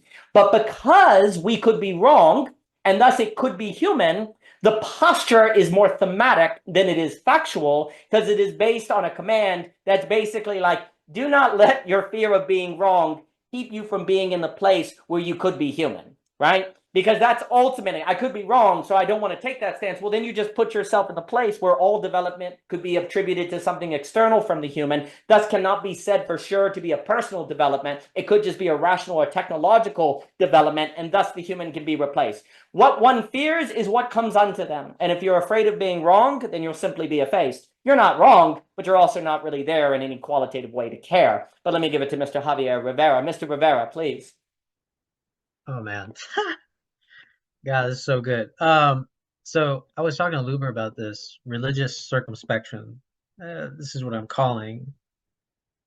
But I want to talk about faith because I'm going to show how odd religious circumspection is when trying to fit it within the Heideggerian paradigm. So circumspection for Heidegger is this idea that there is a thinking going on with doing. So you for example, you can't know how to work a hammer unless you actually do it. So you can't know how a hammer works by looking at it. And this is where religious circumspection kind of comes in too, where it's like you can't know God by thinking about God, so to speak. It's about doing stuff, doing this sort of religious modes of praxis that you know God, that you begin to know God. However, that comes with a risk, as you said. And I think it fits perfectly well with the way you're breaking down Sam's logic here, which is this other side of like the risk is conspiracy. The risk in any mystical endeavor is precisely taking the idea of God, your vision, as it, and there's whole elaborations about why you should always go back to the religious circumspection. You never stay in the realm of whatever your idea was of God. It's always a falling back into the religious circumspection. The very risk of religious circumspection is precisely this, that you can break out of religious circumspection and start having an idea of what God is, and think that you know, which is why humility is always like a very destructive principle in nature, because it's always coming back to destroy you, in a way. So, but again, what's weird about religious circumspection is that in the Heideggerian framework, it's there's no real thing that you're dealing with. Like there's no like material thing that you're dealing with, unless you want to say like, oh, it's the rosary that's ready to hand, or the scripture that's ready at hand. But it gets kind of weird, man. Like religious circumspection, because Heidegger didn't really talk about the body that much. Religious circumspection is such an odd thing, but I think it's a very important thing because it begins to show that, one, it's perhaps possible that religious circumspection is actually the very framing of our body as a kind of ready at hand, where we actually somehow use our body, praying, chanting, in this kind of as an assignment, in order to get to know God, instead of a very cognitive mode. The interesting thing about perhaps how theology even began, is that you always break out of religious circumspection it's very tempting to break out of religious circumspection because there's always a point where the very mundaneness of the routine starts to break you out of it. You start to be like, why am I doing this? Who am I praying to? What am I doing? So it automatically breaks you out of this religious circumspection, and then you start theorizing about God. God becomes, in some sense, a thing. Of course, I think this is inevitable. But the main point is that if religious circumspection is a thing, it means that this is actually what fundamentally prepares us for any emergence of theme, any new emergence for theme. But guess what? That's always, like you said, Daniel, that's always a personal development. I cannot personally prepare somebody else for a new shift in theme, a new emergence in theme. I can't. It always has to be the only person that's prepared for the new emergence of theme is the person that is still faithfully sticking by the religious circumspection. Because even people that have calculated, theorized brilliantly, still cannot handle the negativity of a new emergence. We cannot prepare you for the negativity of a new emergence. And then just lastly, to tie up, I've been reading Todd McGowan's Ethics of the Death Drive. And he says the death drive, this is actually super brilliant. The death drive for Todd McGowan is, even though it destroys every notion of good, our own good, our common good, it's actually the very thing that makes possible ethics. Which is so interesting because it's like that's kind of what the mystics kind of understood without it really being called death drive. They really understood this sort of really hardcore self-abnegation in order to prepare for any new emergence of God, of visions, of anything. Which is funny because I was this is what I wanted to talk to Jockin about, which was I felt like Todd McGowan was really just kind of just like talking about virtue in a way, because virtue implies that there is two forms of self-destruction. There's only two forms of self-destruction. There's the evil, the sin that you fall into, which is a self-destruction in itself. And then there's the aiming to virtue, aiming the good, which also requires a self-destruction. It requires you to give up something, right? So basically what's interesting is this. So, and I think Todd McGowan is really brilliant. And I think it connects to, I want to connect it to your idea of economics here in relation to virtue. Is Todd McGowan says that Freud was mistaken by saying that initially death drive was sadistic. He later changed his mind and saying it was masochistic. Here's the thing though, when you were talking about practicality, what's useful, because it's sadistic, it wants a kind of exchange. It wants a kind of compensation for exchange. And so it makes me think that actually a lot of the calculated logic is sadistic. And it wants some kind of compensation. It doesn't like loss. But the point of the death drive that Todd McGowan is revealing to us with its masochistic emphasis is that there is something in loss that is satisfactory, that is enjoyable. And you can see this when you study the mystics, ecstatic visions, whatever. So there is something enjoyable in loss. But that's the thing though. How do you convince somebody to go from a sadistic logic of compensation that is also a form of self-destruction to a masochistic logic that is saying actually you can enjoy yourself in the loss? You can find enjoyment in the loss. But to me, the only way this makes sense is faith. Like you have to be able to just do it to be able to understand what's being talked about here. I cannot actually verbally convince anybody why this logic is better than the other, because then I fall into the same sadistic logic of trying to prove to you that you'll be compensated in this manner. But yeah, I yield. No, absolutely magnificent. I'll get dismissed to Luber. And Jurij, you are beautiful. And we were talking about a bunch of fun stuff. Well, there's a few things. There's this interesting idea that self-denial is necessary to avoid self-destruction, which in some respects makes a whole lot of sense if the self is tended toward destruction.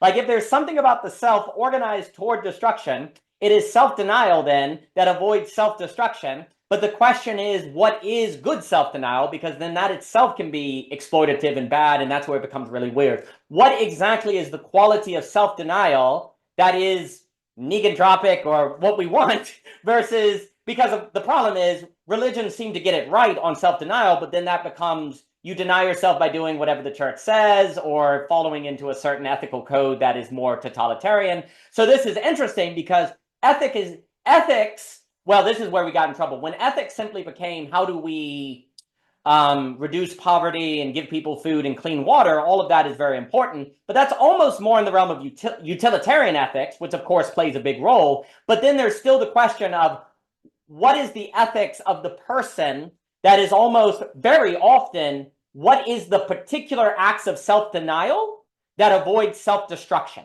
That's an entirely different kind of framing of the ethical, if you will, right? And it is not self-evident at all what the answer is because the self is in the frickin' driver's seat of the thinking of what is the self-denial that it doesn't want because it, in a sense, wants destruction, and self-denial keeps it from self-destruction. And that's where you get this weird way that the self as toward destruction actually then destroys the understanding of self-denial so that it gets with what it wants, which in a weird way means it's not destructive because it is what it is as a destructive thing. That's also the weird thing, where if self equals toward destruction, then in a way it doesn't destroy itself. If it destroys itself, it actually is teleological. It is fitting for what it is, right? It actually is toward what it is. So you actually have to deny its orientation precisely for its realization that is apprehended beyond the calculations that self would be toward destruction, which apprehends some additional quality that it simply makes its space in itself for, which becomes the mystical, the beautiful, the flow, the surprise, the unexpected. So self-denial and short-circuiting self-destruction then makes the self a clearing of surprise that then you posture yourself toward, that mystics may say prayer or waiting. You become the clearing in the short-circuiting of self-destruction with self-denial that then makes it fun. And basically, you need to bring that entire logic to all of thought and everything, right? So there's a few more things. There's a way too, I guess, on this topic of Luber, like on theme. There's a weird way in the same way that if you talk about God, you're at risk of losing God. There's a problem where theme has this very fundamental character. The act of talking about theme runs in the way of theme. But then if you don't talk about theme, you can't organize yourself according to it. Likewise, if you don't talk about God, you can't in the religion organize toward God, but the act of doing that runs the risk of destroying God, right? That irony is actually all thought. All thought is actually that of which in thinking confuses itself with its conclusions versus the act of thinking that is trying to create a picture that you can apprehend. Because the distinction that we've been making in the conversation between calculation and apprehension, and also when you're saying about faith, like if you are looking at a painting, if you're looking at that FedEx sign and you don't know there's anything there, you don't know there's a negative sign, or if you're looking at that literature and like, I have no freaking idea what William Faulkner is getting at with The Sound and the Fury. If you read it again from that posture of not knowing, that is an act of faith. Now, maybe you only do it because your English teacher like guilts you into it, or people say William Faulkner is great, so I should do it. But if you do it again and you hate this novel, there is a certain faith in it. But what is the faith now? The faith is if I keep reading this, there is the possibility of an apprehension that couldn't occur if I give up, right? But critically, when you read a novel, it's very odd. You can't calculate yourself toward the depth of the art. You can't calculate yourself, well, toward the quality of a love relationship, right? But you can say, if I continue to be here, then there's the possibility of something being apprehended suddenly, all at once, and mysteriously, right? This all sounds wishy-washy, but we've all frickin' had it happen. We've all been in a conversation, listening to someone talking, not really know, and then apprehending it. We've all looked at a movie, not really liked it, and then apprehended it. We've all been in moments of a relationship with something and then apprehend the deeper quality, right? That characteristic. Now, here's the key, because you said something important, the enjoyment of loss. That characteristic of apprehension is one that you're basically, when you calculate to a conclusion, calculation feels like it's owed something, okay? Like calculation is like, I've worked really hard, I am owed a conclusion, right? And so there's a certain sort of, like you're saying, like, give me to calculation. When you apprehend a novel, you don't feel the same owed, you feel a grace. I've been reading this, I never thought I would get it, and suddenly I get it. You just fall in love with the person, or you just see the beautiful. It's when you apprehend, it's more of a feeling of wow. And actually, you come to enjoy the loss of not being able to calculate to it. You've lost the calculation. You've actually lost the ability to own. But in giving that up, then you get a certain enjoyment of the apprehension, right? And also, you've lost control. Because here's the thing. You can't say when you apprehend beauty, it was your doing. But you can say you put yourself in the place where it could occur, but you also know it's possible that if I just put myself in the place where it occurred, nothing may have occurred. So yes, there is some credit to me, but a very small percentage, because the majority is from that moment of apprehension that is found in the painting that I am now in a state of grace and gratitude for. Where in a posture of calculation, you feel owed. In a posture of apprehension, you feel blessed. And so the religious insight is that if thinking is not leading to primarily being about apprehension, where you calculate to gather things together into a whole that then you can apprehend like a painting, versus gather to cut out and then conclude because you are owed that, that's when you have the fullness of thought. That's when thought doesn't follow. When thought doesn't end up in apprehension, it becomes an institution. It becomes the word of God as an idolatry. Thought has mostly, as a conclusion, become its own idolatry. And as so doing, it has lost the capacity of the speculative reason that Hegel stresses, so that you can actually have the full humanness, where thought is working with the body to bring the body to the places of meeting the conditions where higher apprehension is possible.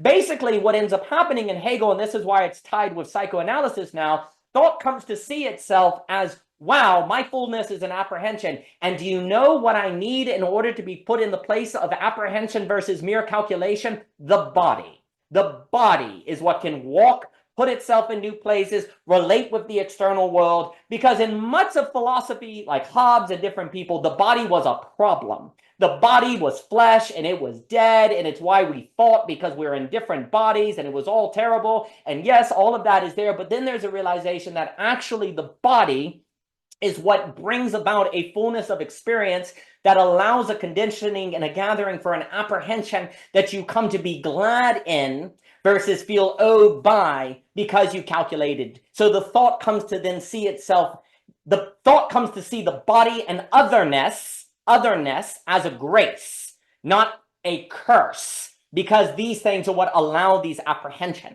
But you have to get to the place where you give up calculation and you lose your need for conclusion. You lose your need for guarantee. And that's what Sam's saying on the feminine logic, where you're telling all the data in the day, and you don't know where this verbal processing is going to go. But if I lay it all out and it's all on the table, suddenly something can be apprehended, right? That I didn't know was there, that I experienced as a kind of eureka that is possible because you lay it all out. So it goes with going through philosophy and models. If it is all laid out, something can be apprehended that I didn't know was going to occur, so I don't feel like it was owed to me. When it happens, it feels more like a grace. And the religious insight, again, and then I'll give it to Luber, and there's things to say as well on the conditions of possibility. The religious insight is that thought finds its fullness, its fittingness, basically its telos, when thought experiences itself as receiving more than concluding. Thought actually says, this is what I am for, when I am experiencing an apprehension. Thought does not feel like itself when all it does is conclude. In fact, it gets tired, it gets entropic, and eventually it gets bogged down. But without calculation, you're going to end up in a conspiracy. That's the other problem. You need the calculation because you could gather a bunch of things together and it's an illusion. It's a conspiracy. So calculation is the self-defense to make sure that when you gather things together, they actually have the probability of being that which you can apprehend a whole from. But you have to make that transition, right? You have to make that work. But thinking will not find its fullness if it ultimately does not come to posture itself before a whole that it can apprehend. And experience as a grace and motivate. But that's a very different, but there's more to say, but let me give it to Mr. Luber, and then I will give it to Jurij. Mr. Luber, please. This is like Javier, like when we were talking, like this, I feel like what Daniel's touching on is like Desmond uses this term like doubling when he is during his like lectures when he's talking a lot. That the problem with thinking that there is no ground of being is that it actually doesn't afford you the ability to do that doubling. When you just think it's an illusion, that there is no meta language, then I don't know how you do a doubling then, because a doubling is contingent on not just seeing how the circle becomes a line, but kind of like referring to what I was saying to Javier, it's seeing how the circle becomes a line and while at the same time like a sphere. That it has this multi-dimensional aspect to it, but if you only see things in a dialectical way, then it won't allow you to go past the dialectic or just have like this open taxological dialectic, as Desmond would put it. The whole point of dialectics for Desmond is to see how it becomes this open-ended unfolding. And because it's open-ended, it allows you to put yourself in a position to fill the gap of what's on the other end. And filling that gap is essentially doubling. It's that religious circumspection is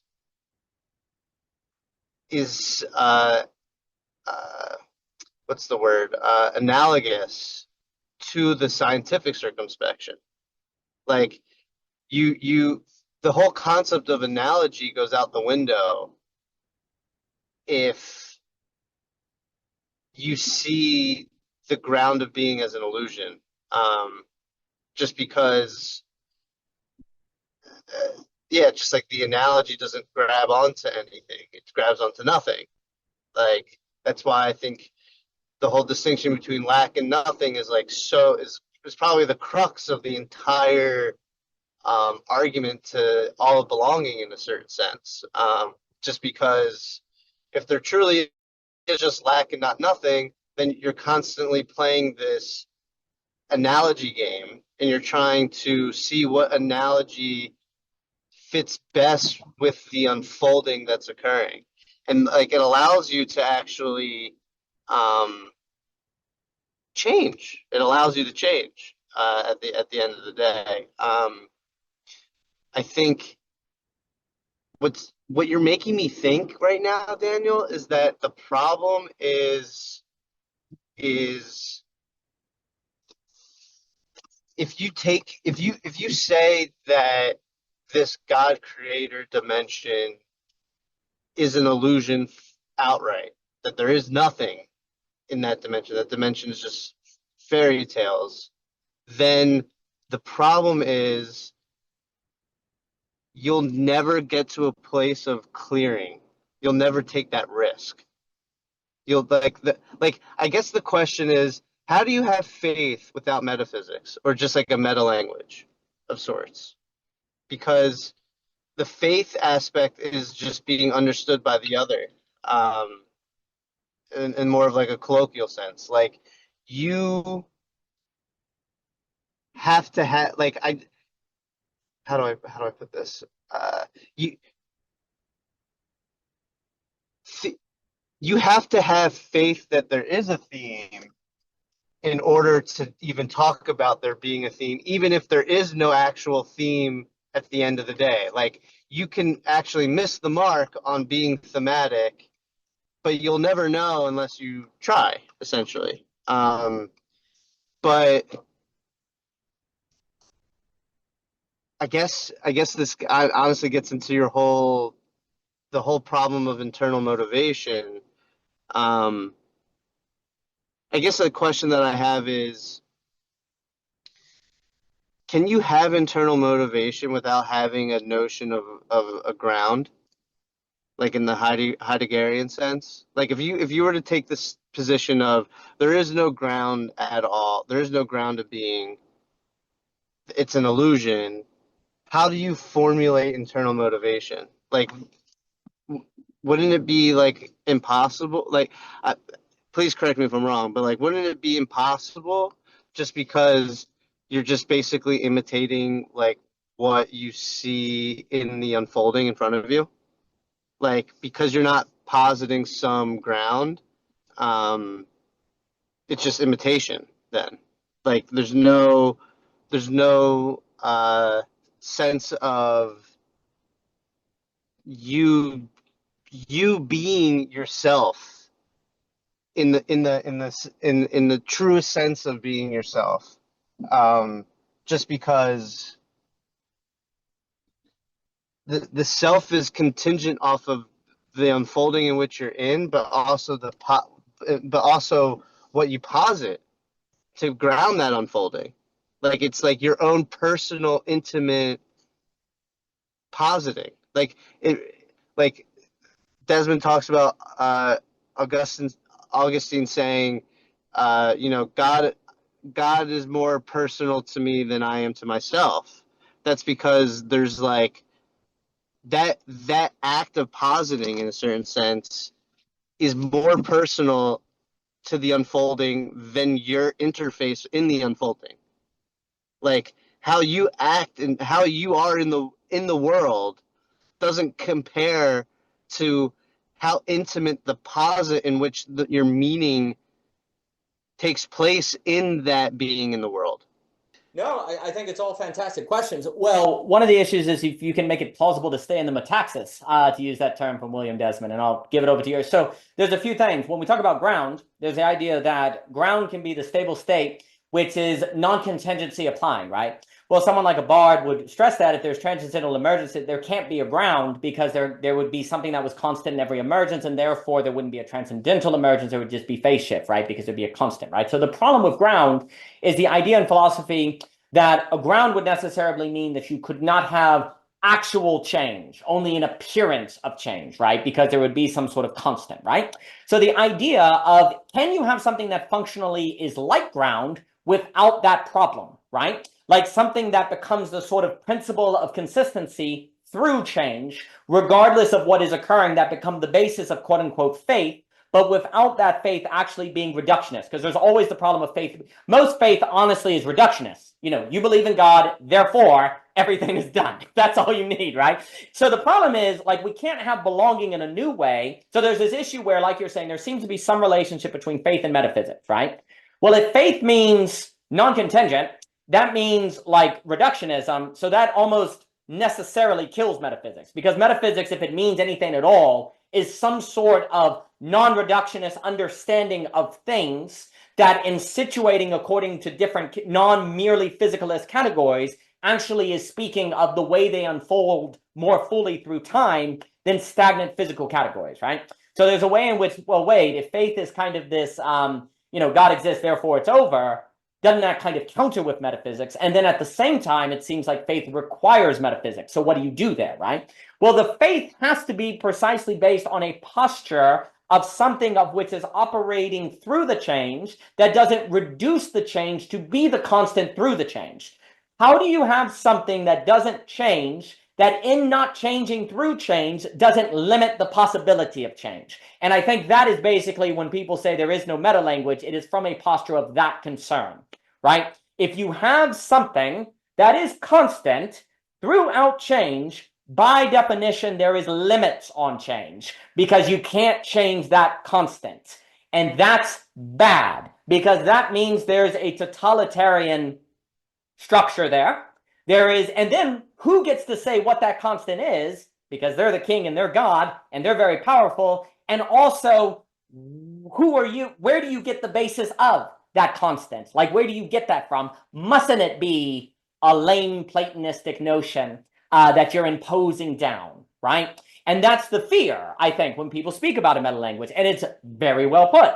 Whatever the thing is that quote unquote is constant must actually, in its consistency, change with whatever change occurs so that it isn't limiting the change that occurs, but participating in and yet still maintaining itself to be in the next vector, and the next vector, and the next vector.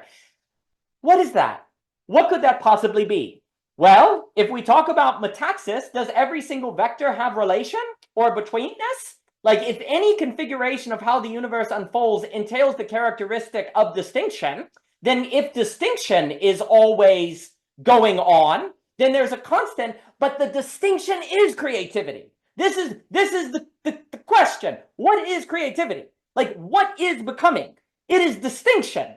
Like, it is something distinct from what was. So distinction is the consistent quality that is always there in change that makes change itself. And what makes distinction exist? Metaxis, to use Desmond's language, right?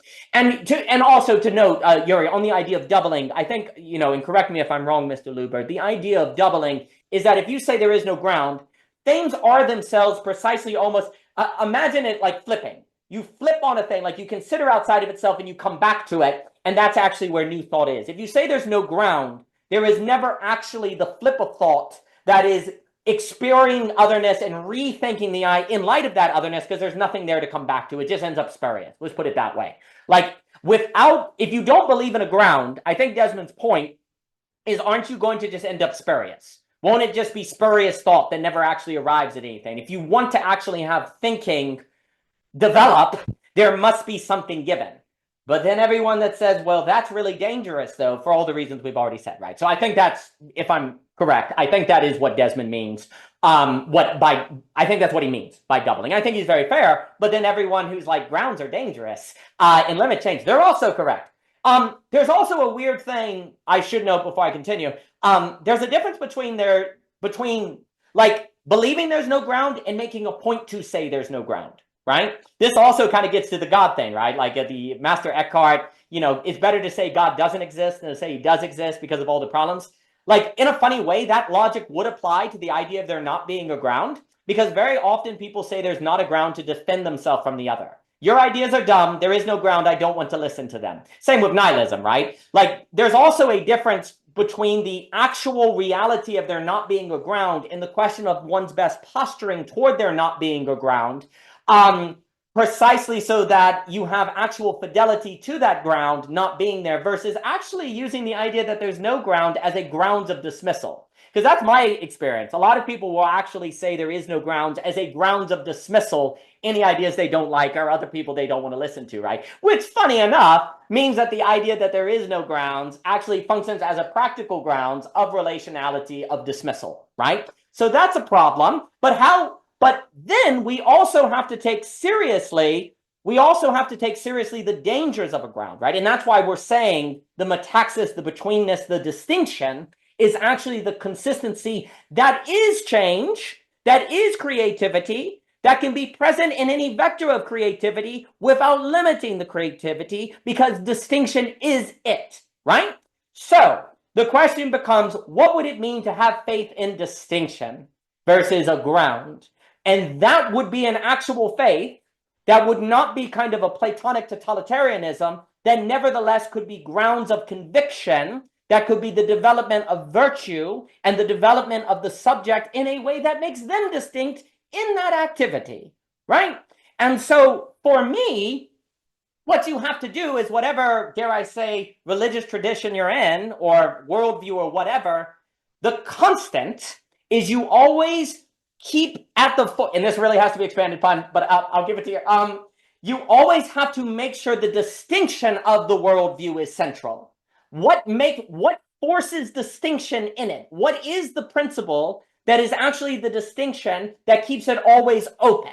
Because it is always unfolding into new creative possibility. And that's the thing you have to keep your eye on at all points. So let me make an example. I'll just use it from Christian atheism with Cadell, right? If in Christianity, you have this idea that God dies, that is a distinction of Christianity from, say, other religions. I'm just speaking generally, we can make out. That's a distinction that if it is true, you cannot easily reduce Christianity to a simple theology that can be institutionalized and limit creativity, right? Because if God dies, then that would also mean at the center of Christianity is a negation of any absolute that you establish. And that distinction is the absolute that helps you run against there being a constant ground that leads to totalitarianism, right? So that idea in Christianity, you want to keep at your forefront as the distinction that makes itself distinct as a creative unfolding. Now, the question is, while you do that, how do we think of all the other narratives in Christianity, Paul, Romans, Galatians, all these different narratives and story? And also another distinction is the idea of the Holy Spirit, right? That's really important, right? Now, I'm just making an example there. I think you can find distinct principles and frames that you go into, but in making that center as the creative unfolding, then the move is if in all the philosophical, to go back to what we've been saying at the beginning of the conversation, if in all the philosophical systems, quote unquote, you find the ones that entail the distinct principle I'm saying, and the ones that don't, and the ones that don't deconstruct themselves. You don't have to deconstruct them because they themselves are deconstructed by the process of change that in requiring distinction to be maintained will get rid of them. So you don't have to worry about them, not because you are saying they're wrong, but because the lack of a distinct feature in those worldviews means they cannot continue in creative evolution at some point in the time scale, and thus they will self-efface themselves. But you identify the philosophies, the ideas that have a distinction principle, then you gather them all up and take a posture of them as a painting that you see all together by which you can apprehend something. So you find the distinct principle in each map, that then you position all the maps with a distinct creative evolution principle within, and then you see them as a painting that you posture yourself in a metaxis to that makes the possibility of an apprehension that you experience not as something you're owed, but a grace. And if you experience it as a grace, it can inspire you into an intrinsic motivation that is beautiful. And then you actually are enjoying that not because you're owed something, but because you see the process of creative unfolding that is isomorphic in all of these as a distinction that you in being distinction as the observer yourself are creating a new dimensionality of, and thus the absolute unfolds accordingly anew.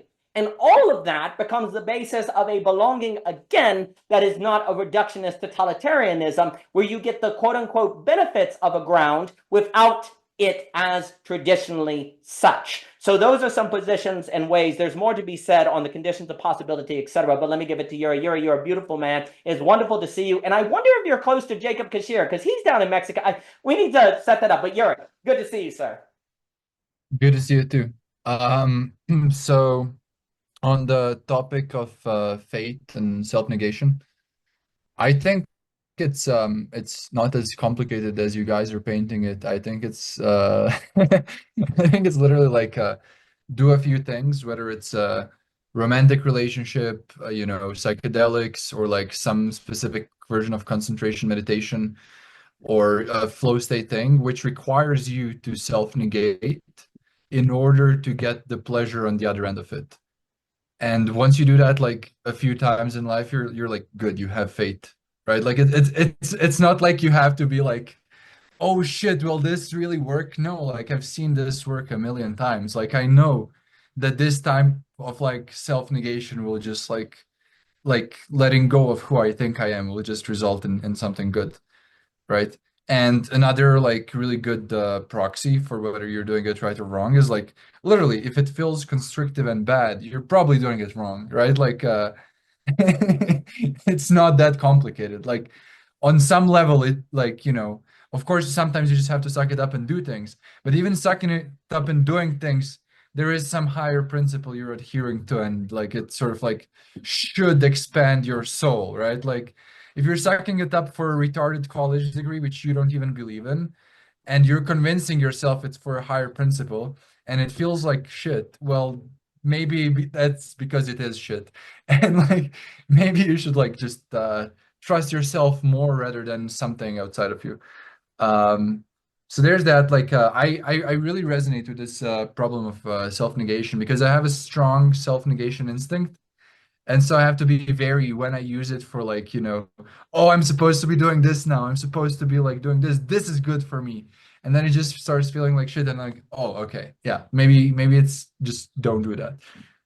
On the topic of intrinsic motivation, which is groundless, I find that a real challenge because as I go through the process of self-negation, what is even my motivation anymore, right? Like it's hard to find like even like some part of like if you negate every part of your personality in service of something and you just react to the world. And I actually mean this in like a wholesome way, like you're just like reacting, responding in like in a constructive ways, right? That there's what do you even stand for at that point, and how do you generate motivation? Like I have no answer to that. I'm just like feeling motivationless recently. It's like a really really strange place to be in, and it doesn't feel wrong. It's just like it's a really strange mix. And then yeah, I had some other thoughts. Yeah, the fucking meta language, man. I hate meta language, okay? Like I think uh I think we'd be all better served if we stopped talking about meta language, honestly. I don't think it's a good thing. I think it's just obsessive neuroticism. I think we just need to learn to say stupid shit and accept that we're saying stupid shit and be like, that's fine. Maybe I'm not being constructive here in this statement, but like saying stuff like, but I think you guys even said it, like saying stuff like there is no ground is asserting a useless fucking ground. Yeah. Like it's asserting a completely dry and fertile ground upon which you cannot build anything. And so like, okay, maybe there is a fertile meta language, but it feels like it's more like a living tradition of knowledge or like a living like fresh kind of thing rather than than something that can be fully specified.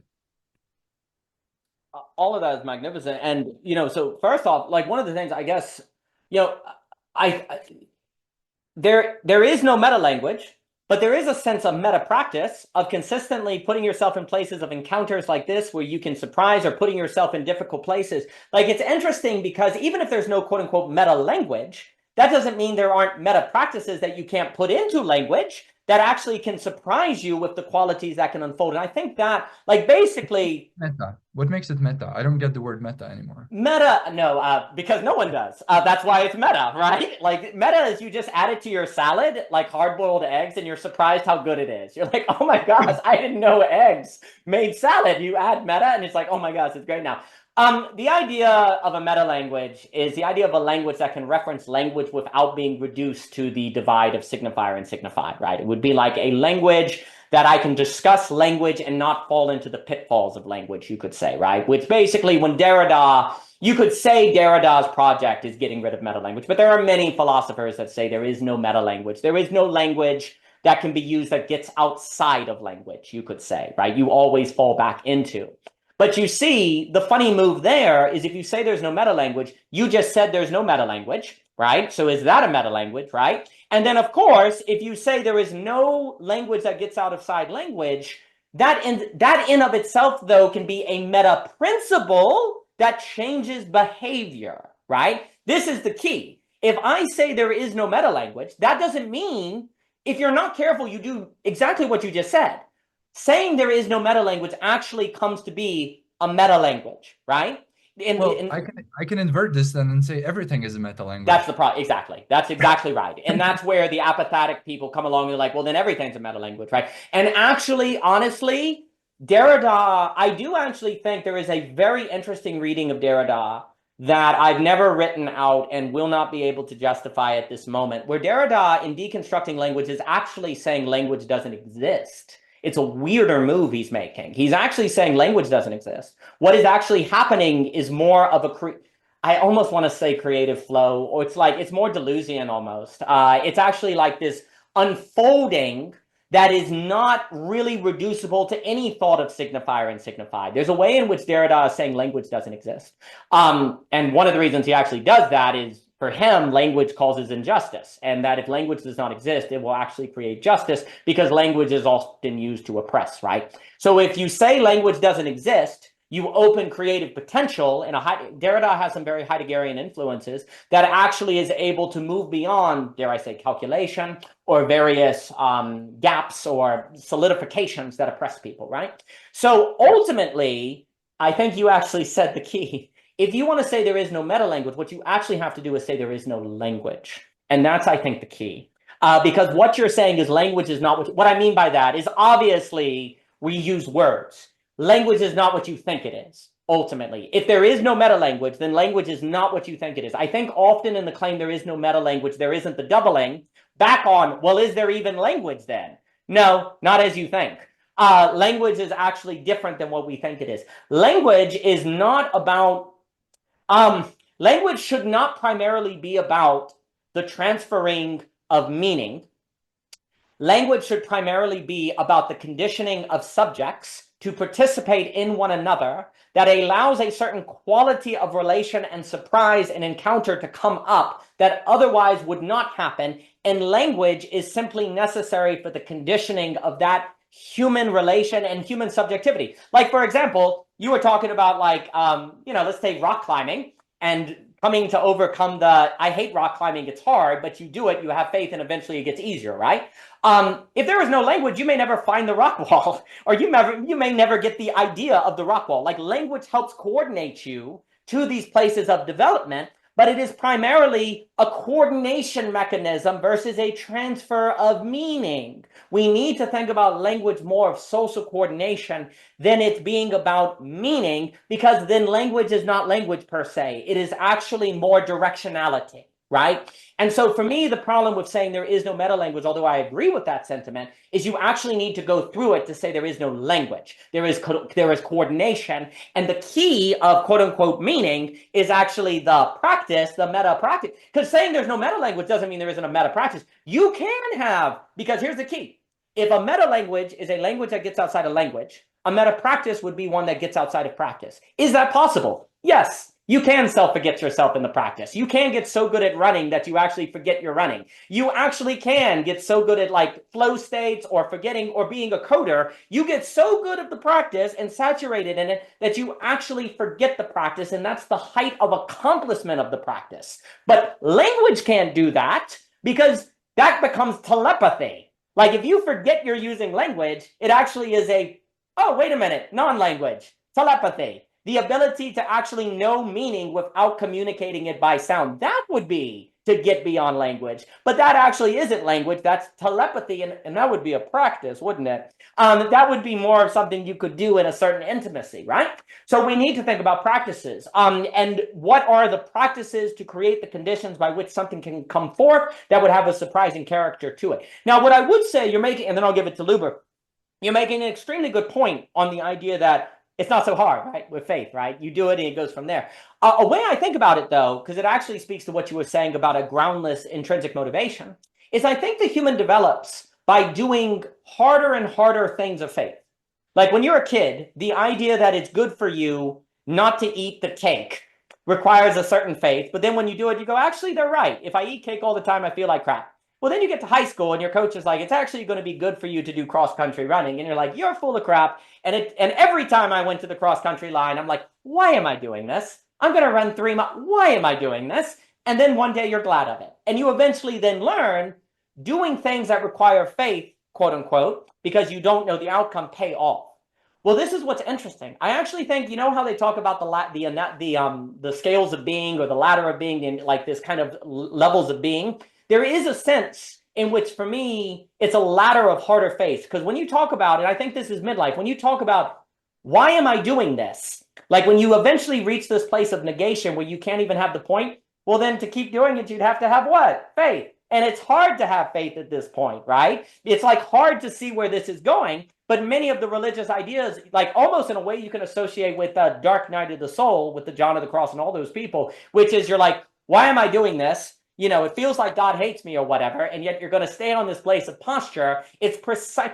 Faith leads you to places of harder faith, which if it didn't, let's put it this way, Michael was still here, if previous forms of faith didn't become easier, you'd just be stuck on those. You would never develop. So they have to, we lost Luber and it's his turn. They have to become harder, precisely, but the past has to be easier so you keep the development. But then the next stuff has to be harder, or it wouldn't be a development, it'd be a repetition. The next step has to be harder so that it's not a repetition, but a development, right? Basically, let me put it this way. I think if you don't have something in your life that you can ask, why am I doing this? I don't know why. Then you will not develop. You actually require something in your life at all points that you don't understand why you're doing it, because if not, you don't have faith. And if you don't have faith, you can't develop the ways we're describing. We have created a world where we assume maturity is getting to the place where you know why you do everything you're doing. That's the exact opposite. The only way to develop is to always have something that you don't know why you're doing. And yet you trust that if you keep doing it, that there will be the possibility of the development coming through, but there's no guarantee. Because if there was a guarantee, it wouldn't be faith. And another word for faith is risk. And if there wasn't risk, you couldn't have value. And if there wasn't risk, you couldn't have courage, right? So the human, and this goes back to what we were saying, and then I'll give it to you, Luber. This goes back to what we were saying about the only way to find personal development that is clearly the development of the person is in the void, is in the abyss. Because when you're in the void, you cannot attribute what occurs to anything except yourself, because there's nothing else there, right? It feels like it's just you. So any cause and effect that occurs must be a development of the person. So the only way to be sure that it is the person that is developing is in doing something that you don't know why you're doing it. Because if you knew why you were doing it, it could just be reason developing it. It could just be logic developing. It could just be your career developing. In order to know it is you developing, it must be in the space where you don't know why you're doing it, which makes it seem stupid to do, but that's the only place you can find yourself becoming something and know it is yourself becoming it, versus rationality using you to become something, or economics or logic or technology, right? If you want to know that it is you developing, it must be in a place where you don't know why you're doing it. Luber, I know you had your hand up, but you got to bounce. Anything, sir? Oh, is he leaving, Mr. Luber? I was just gonna bring up the concept of primal ethos here. That there's a primordial ethos. But I do have to go, unfortunately. I'll just squeeze in. Like this whole concept of meta language, like what Daniel's saying about the forgetting part, it's very easy with like culture. It's very easy to think about in culture. Like if we didn't write things down, think about how easy it would be to forget about a culture. It's just that it's like Desmond talks a lot about this like primordial ethos, because it's a good way to try to remember how we forget that beings as such is always in a culture of beings, and that's why they appear as such. But I do gotta go. Love you guys. Daniel, you're amazing. Can't wait to rewatch this. So many notes. You're beautiful, you're sweet, and you're very kind what you said on the history, Pete. But no, I think, and then if anyone has final things at all, it's been completely delightful.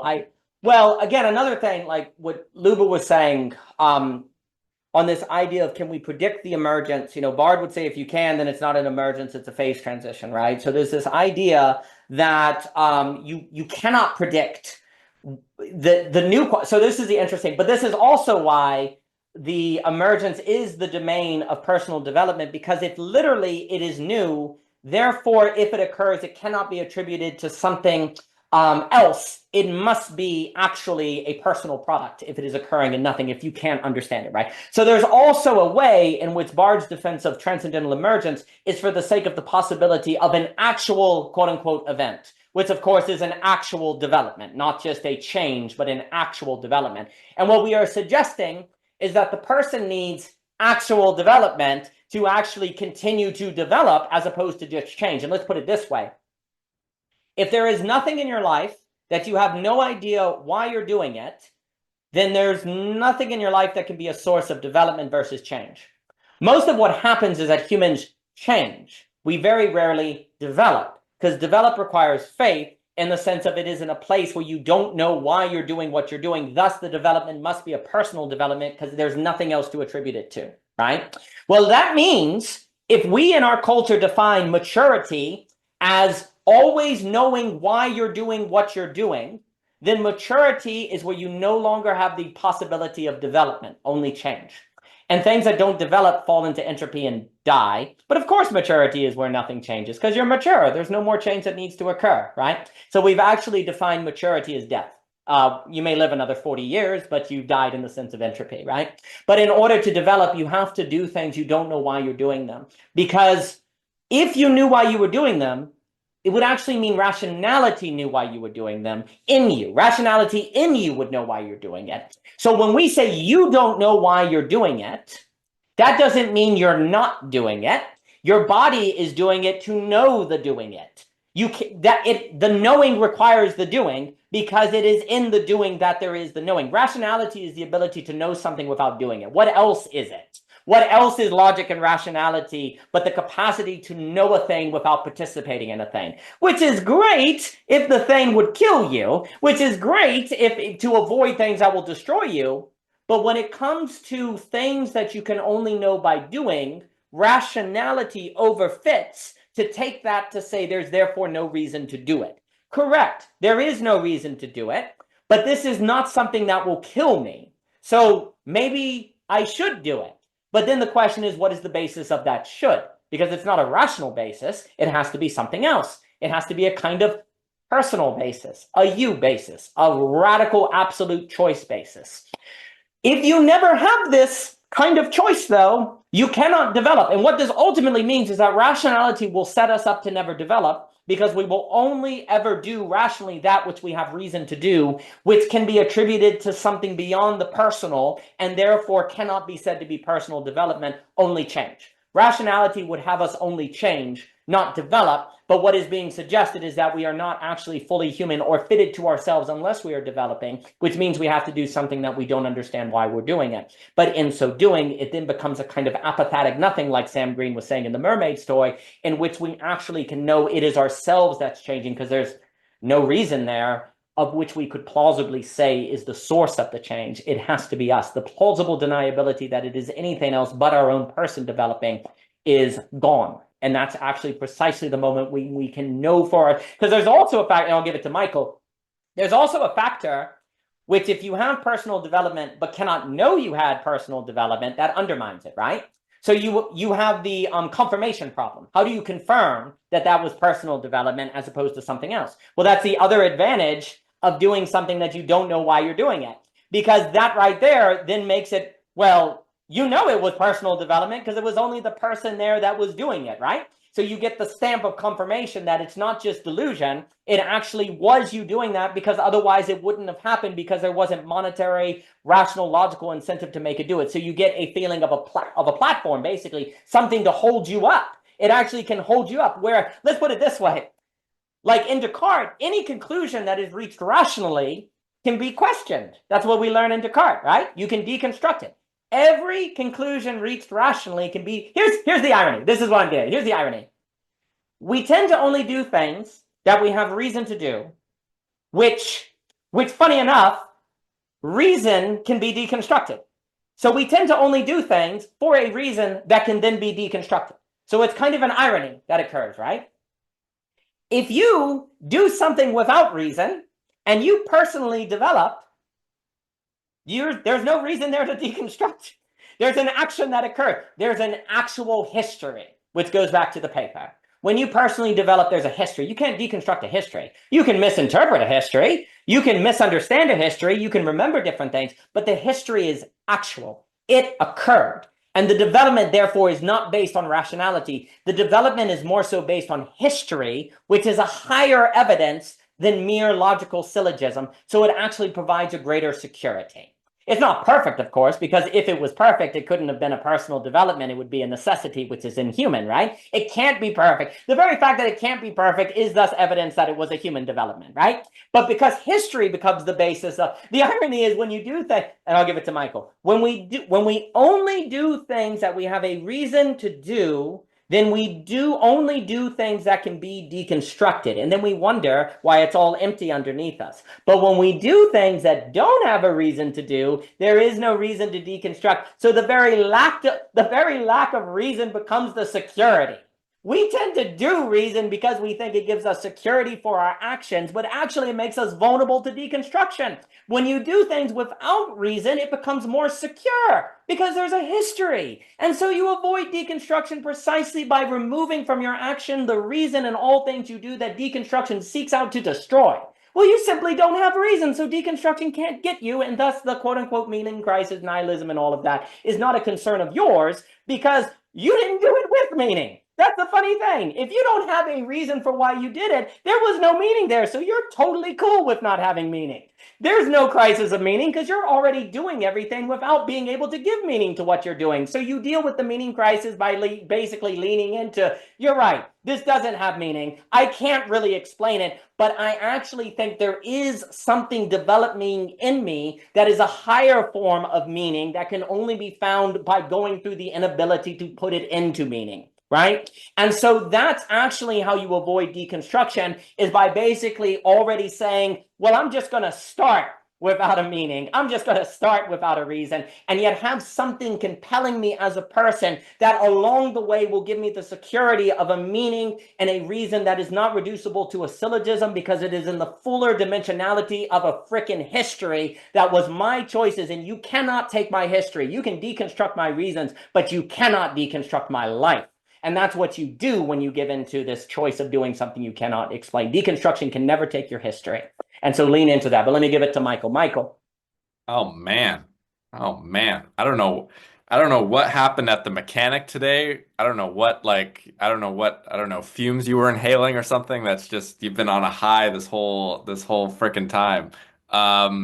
Yeah, this is so great. On your point about uh oh gosh, you were talking about like not realizing that like the limits of rationality come to a real head when the things that you're using rationality to um, distance yourselves from in knowing and not doing, the doing actually doesn't hurt you. And so then it kind of hits a diminishing return where you're like insulating yourself. And then this is kind of the archetype of the academic in their ivory tower. It's like, what are you so afraid of up there? Like, why are you why are you up there and not down here in the world? I'm reminded of, I think this is in the symposium, but Socrates was talking with Alcibiades, and he was like, kind of like very aggressively like asking Alcibiades to answer a question, and he was like, answer, answer, answer, and Alcibiades is like, no, like I just want to hear you speak, Socrates, like I don't want to say anything. And then at a certain point, he's like, okay, I'll answer. And the only reason I'm answering is because it can't hurt me to answer. And so there's kind of this realization of like stepping into the arena. Not only is the arena like not filled with, not only is the arena not the Colosseum or whatever, and I'm like all of my overblown fears are actually not real, but like to participate in the arena itself, is actually like inherently like exciting. And I think there's also a difference between like the feeling of, and this is something that I catch myself doing all the time, is where I kind of assert the meaning of something before I even do it, and then that creates this like expectation. And then even if I'm like doing the thing and I'm really present and engaged in it, um, I'm always comparing it to this ideal of meaning that like I can never actually reach. Um, and and so when we assert meaning before we do something, it's like the meaning isn't like rooted in phenomenology. It's like rooted in an idea, in an abstraction. And that abstraction will always elude like um our ability in our body and in our spirit to feel it. And yeah, it's like I don't know if that's just a trick of the mind or what it is, but um, and I've noticed this. Like I heard this quote recently that said like it's easier to act your way into a new form of thinking than to think your way into a new kind of acting. And I think that's really true. Like I've tried to, more and more kind of, and this I think goes back to like intuition and a lot of people in religious and spiritual like literature talk about this. It's like the kind of inkling, the little sprinkles of like, oh, like that would be a cool thing to do. And it again, it's like it's not rooted in rationality. It's not rooted in like, oh, this will make me money, this will make me popular, this will like or even kind of more of like, oh, this will be like quote unquote meaningful. It's like it's this kind of allure. And I think that is important to note because what you were talking, Daniel, about like not knowing why you do something. I can see why someone would hear that and then just be like, okay, now I'm kind of paralyzed because like I could technically do anything, right? Like, but I think there does have to be an element of like whether it's wisdom from the body or the head or both, this kind of feeling or sense that like this could be a good thing. This could be meaningful. But again, you only really know that through the doing of the thing. Um, and that's where the faith comes in because there are going to be so many days where it's going to be hard for you to get out of bed and do the thing again. And to kind of have that faith to feel like eventually this will pay dividends, is is I think what spurs you on. But yeah, I really like this idea of meaning or action preceding meaning. And kind of the irony of like, well, if what I'm doing I haven't labeled as meaningful or meaningless, I'm liberated from that paradigm of meaninglessness and nihilism and meaningfulness. Like I'm not playing that game anymore. Like I'm playing a completely different. I mean, it's an A/B logic, right? No, fantastic. And if anyone has, you can only address a meaning crisis by doing that which you can't explain. And you see, the problem is the word meaning tends to be, well, I need a meaning before I do it, or I'll have a meaning crisis. That's the danger you're in if you're not careful with that language. Now, don't get me wrong. I use the language. All language has pitfalls. There is no language that doesn't, okay?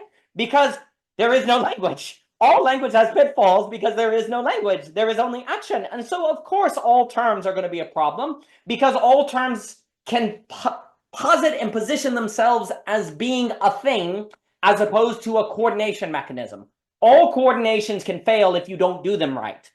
So if language is coordination, there is no language that you can't use and accidentally not read correctly as a coordination. You start to treat it as an end of itself, and that's where you get trouble. Because that's what can happen. You say there's a meaning crisis, and you start treating it as a thing of itself to make sure you have meaning before you do something, which is precisely what creates the meaning crisis, right? So you always have to, but that also If you take that all seriously, though, you also don't play the game of saying, well, I'm never going to use the term meaning crisis. I'm never, it's always wrong. Well, that's a ditch too, just like saying there is no ground, because that becomes an actual stable state, not a conditioning, right? Like what you want to do is say meaning crisis can open a field of discussion, but it has to primarily be action and coordination, right? Because you can then just create, like academics do this all the time. Someone comes up with a term like the meaning crisis, then a whole nother field of academics make a career by saying they don't like that term, and then another term back and forth, and nothing ever happens. And this is where Hegel is like, well, let's just see that everything is dialectical and not waste all of our time having academic conferences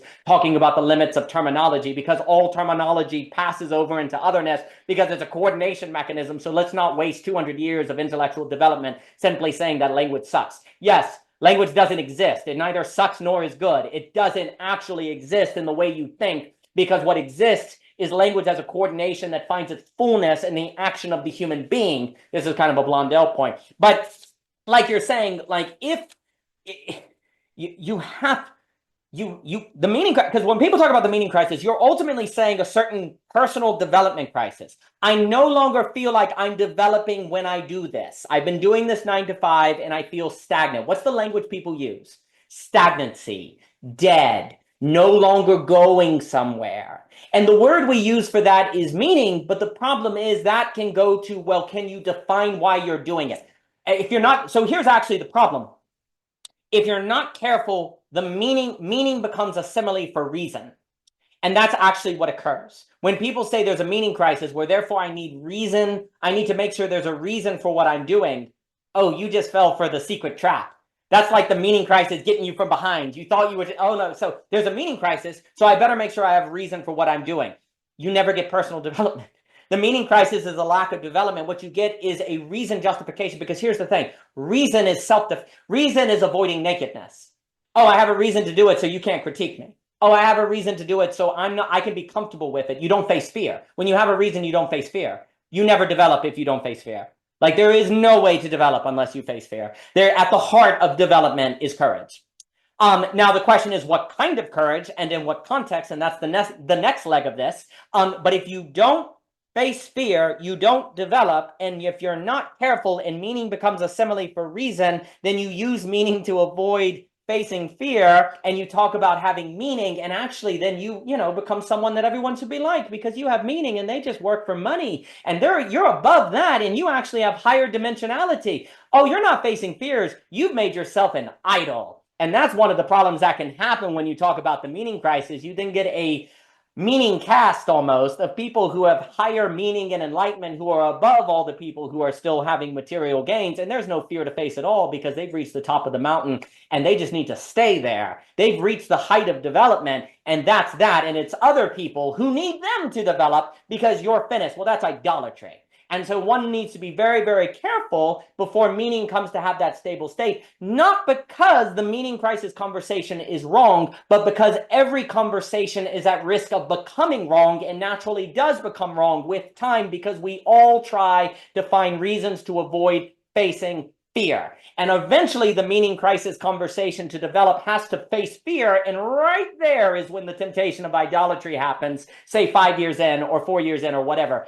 Every conversation that needs to be had eventually reaches the point where it has to pass over into facing fear. And that's usually when Christianity becomes an institution. That's usually when philosophy becomes a college ivory tower. That's usually when we start creating moral and ethics, because we don't want to cross that line, because it's really, really freaking hard to face your fears. So every conversation can lead you to that line, but most conversations stop at that line. And one of the ways you can be freed from that temptation is realizing there is no quote unquote language, there is only action. And what action is there that is actually meaningful, that isn't facing fear? Is there such thing as a meaningful action or a deep action that doesn't entail some sort of facing fear? I struggle to think it.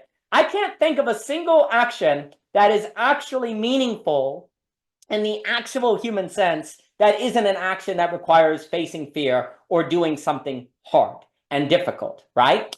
It always entails, like if you're going to, marriage, you have to face your fear that it goes wrong. Doing that new thing, you have to face that fear that it's going wrong. I don't mean to say that all meaningful action, quote unquote, or deep action or developmental action is just facing fear, but that quality seems to always be located in it at some point in some way. Because if it didn't, we would have already done it. If it didn't, we would have already probably had that development, right? And a lot of things in the past that have actually made you stronger required facing fear that now you don't fear anymore because you did it. You can, in the same way that there are harder levels of faith, there are harder levels of fear that you can develop as you go along, right? But the problem is, if we stay in the realm of language and not action, it is easy to create a linguistical structure that makes it logical to avoid fear. Because if there's anything that reason usually does, is find reason to avoid the thing we fear. Reason is really good at avoiding fears and getting around them. One of the reasons, though, we get in trouble is because we've also conflated stress and fear. That has really served the logic of capital. Because like, what do you mean, Dan? I'm stressed all the time. I'm always afraid that I'm going to miss a deadline or something like that. No, that's stress. And actually, because we have conflated stress and fear, we've not been able to tell the difference between personal development and professional development. That has also gotten us into trouble, right? And so there's also distinctions where there are little subtle emotional blurrings that have happened to make it difficult for us to know what is personal development versus professional development. And that is where we need to tell differences between things like stress and fear. There is more to say, but let me give it back to Michael. Michael, please. Yeah, just quickly on the distinction between stress and fear. This wasn't actually, I raised my hand before you said that, but you provoked something more interesting than what I was going to say. I would posit, and I would be curious to hear your thoughts on this, that the encounter with fear is rooted in an existential threat to one's currently constructed identity. And so I think why people conflate stress and fear is if you're stressed about, I have to meet this deadline, and if I don't, my boss is going to get mad at me. That's going to be strike one, and three strikes, and I'm out, and I'm fired, and then I'm on the street, and my identity as a provider, as a employee, as a mother or father, that's threatened. And I think that's like real, and I think that's like that's a totally understandable thing to be stressed about. But we've fundamentally reduced identity to identities that can serve capital and can serve the machine. And so I think therein lies the difference between stress and fear. I think stress does originate in a certain identity being threatened, but I think what we're arguing is that that's not the fundamental identity of being human. It's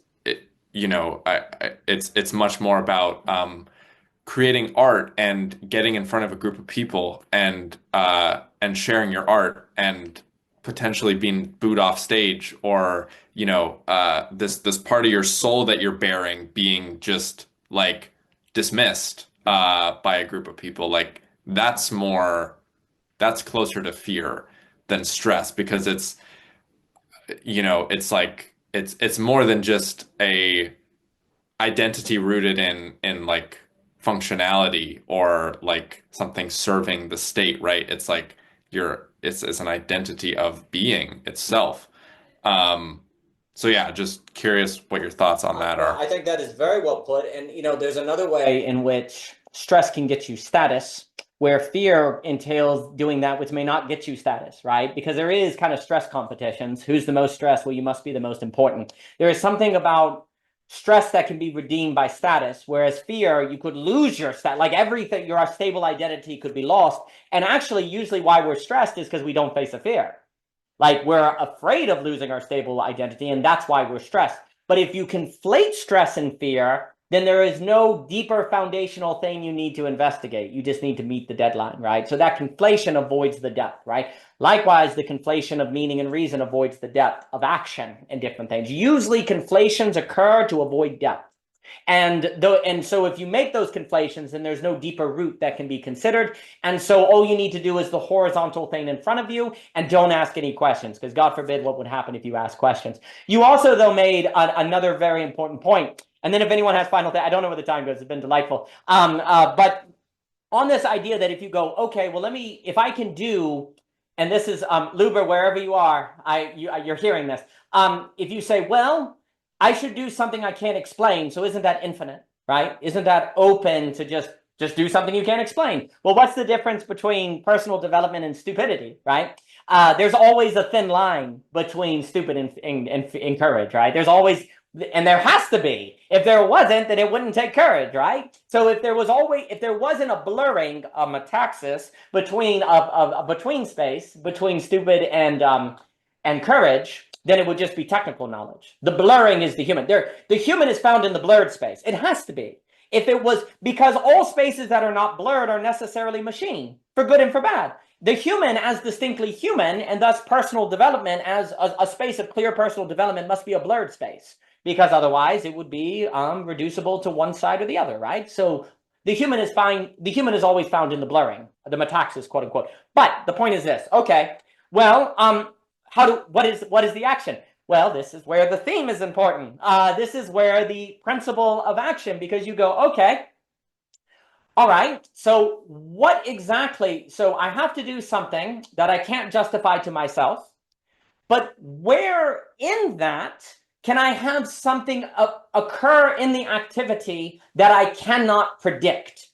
So this is the second factor of this point, because you can do something you can't justify, but most of the time people can predict what is going to occur. So actually there's a secret knowledge there. So for example, if you say, well, I'm just going to sit and play video games for 2 weeks. I can't justify it, but that's exactly why I can personally develop. Well, actually, the problem is you kind of know the future. You know the predictable outcome. It's not actually, you actually do know. Well, you'll just sit there and you'll get better at the video game. There's a range of predictability that occurs. So you can't explain it, but you actually know the future in a way, right? Or the future is very predictable. This is the key. You have to do something that is not that you cannot explain, that's future is open, okay? That's the only way for the personal development. You also have to have the future open, because otherwise you don't have the Heideggerian possibility, as Javier was mentioning, right? So what is something you can't explain that's future is literally not predictable and completely open, right? That's very different from just doing something that is socially frowned upon, or that you can't explain to the society because, you know, like just being lazy or something, right? You know, I can't justify being lazy, but that's precisely why it takes courage to be lazy or something. You can play that game, right? But actually, and there is something to be said by resisting some of those social pressures. But if you can kind of predict what is going to occur, then there's actually a knowledge there. And the whole problem is you have to do something where you actually don't know what's going to happen. You can't explain it and you don't know what's going to happen. Otherwise, you don't have personal development. So that right there is a pruning function. That right, like, so for example, the thematic command, don't do that which you cannot explain, but you can predict its outcome. Do not do that which you cannot explain, but you can predict its outcome, right? Okay. What's something you can't explain but not predict its outcome? A personal activity like writing poems or coming on the net, or conversations where you have no idea what people's going to say. We can't really explain why we gather together and have these conversations on Thursday, but we also have no idea where this is going or what it will ultimately lead to. And that's precisely why you can have a higher quality of relationality and conversation, because there is a lack of justification from top to bottom, other than simply the what? History of what happened before. That's what we've been saying. You have the history of what has happened as you've done these things that becomes the basis of the choice to do it again. But history is never a guarantee, because it's history. It's gone. You can't assume that that will happen again. History becomes a basis of decision making that cannot be a rational guarantee. It can only be a basis of a decision that still requires courage to make, but it is an actual possibility because it occurred, so it could occur again, but it cannot be guaranteed, and thus is not reducible to a rational calculus. So history, and then if anyone has final things, history becomes the basis of personal decisions to do things that you cannot explain, that's open, that's future is open, that all of that then has a pruning structure to help you actually make decisions of the kind of things that you cannot explain, that are not just random, and yet they are open, and if something occurs in it, it must be a personal development. So the basis of your decision becomes history, not logic, and that history, though, is not guaranteed, and that's why there's a thematic presence in it, but that history wouldn't have been there if you didn't make first decisions, if you didn't take the risk at the beginning. So the history is only there because at some point there was an absolute choice. And the history simply becomes a testament to that continual, consistent choice that cannot be guaranteed. And so that history is not mechanical. It is alive, but it is then concrete and actual, and it can be decisions that you make in the future that nevertheless keeps open the possibility of personal development without falling into the trappings of a reason that would necessarily limit personal development. That's why having history as the basis of your decision making becomes so important, because it gives you reason without being the tyrannical reason that replaces development, because it is open. History happened, but it is open. So if you use that as the material of your decisions to do that which is unexplainable and unpredictable, it has a pruning function that helps you choose X instead of Y, and yet X nevertheless is not random, but it is not guaranteed. And therefore it can find that balance, if you will, between structure and freedom. Michael, please. Just really quickly, just on the title of your paper, History Shows Us What's Possible. I was just thinking as you were talking how like if you're struggling with the conundrum of, okay, like you kind of have your definition of personal development as doing something you can't explain and the future is completely open. If you're struggling with like, okay, what would that be? Like what is the thing I should do? Looking into history and finding what chronically throughout ages repetitiously has been something that has led to personal development. And doing that, but the thing is like the magic of it is like it's been shown over time to be, whether it be conversations like this, going back to Plato's Academy, or marriage and kids, growing your own food, whatever it is. Like the magic is like it still hasn't been shown to you what that feels like, and the future of you doing it is completely open and subject to the influences of your environment, of your age, of your subjectivity, and so it's like that. Then that selects out for like being lazy and doing video games, because that's never been proven to lead to meaning for anybody. Except maybe, I don't know, now Twitch streamers can make hundreds of $1 million and, whatever. But but so that then kind of points to history as not being this thing from the past that we just study that in this linear fashion has led up to this moment. But it really comes back to the circularity of time, because to read history is to understand the timelessness of certain, I don't want to reduce it to like habits or behaviors because that seems so reductionist, but like, if you read biographies of like the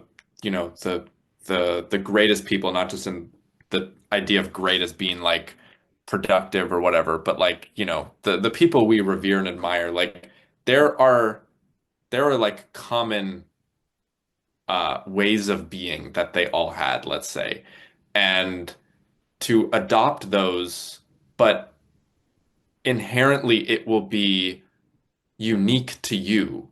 And that's why I think something like philosophy is so important, because then it becomes less about the actions and behaviors, but how you go about doing them and the approach you have. And that's an ever unfolding thing. Like just briefly, and I'll pass it back. Like there was a point that I got to, I think I mentioned it in the net, that I got to where I was like, I kind of had, it wasn't like a full like nihilistic like experience, but I got to a point where I was like, I feel like I understand and know the kind of great ideas or whatever, you know, like awakening from listen to all the awakening from the meaning crisis, like had been participating at the net, and I was like, I feel like I know what it means to live a meaningful life, quote unquote.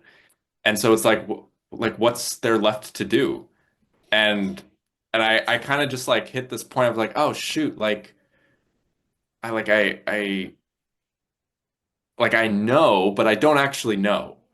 You know what I mean? And the answer kind of revealed itself a couple days later, which is like, okay, now you got to actually live it. Like, um, and the you know the thing is like I have all these ideas of relevance realization and salience landscaping and you know participatory knowing and agent reader whatever, and that armed with all of that knowledge to go out and to give a poem at an open mic, like it still doesn't insulate you from facing the fear. Like it doesn't actually, it gets you to write the poem and stand in front of the audience, but it doesn't actually get you to overcoming the fear. That's like that can only be learned through action and can only be learned through experience. And so I I think that's why a lot of people are in the little corner, like moving away from conversation. Not moving away from it, but realizing its limits. And you know, I'm hearing a lot of conversations around like Paul Vanderklay's estuary groups of like what do we do now? Like we we've had all these 3 hour discussions and we've kind of like we've you know been able to like build something beautiful, but like there's this like kind of almost this uh thymotic drive to like do things in the world. And I think that's the next step of this movement is like what is beyond language? Like what is the next step? And that's really exciting. And I hope people, you know, I hope people are equipped with the overcoming fear toolkit necessary to be able to do that. Beautifully put. I will give it to Javier. So there's a few things. So there's this way in which history is evidence of personal development that avoids randomness in non-rational activity.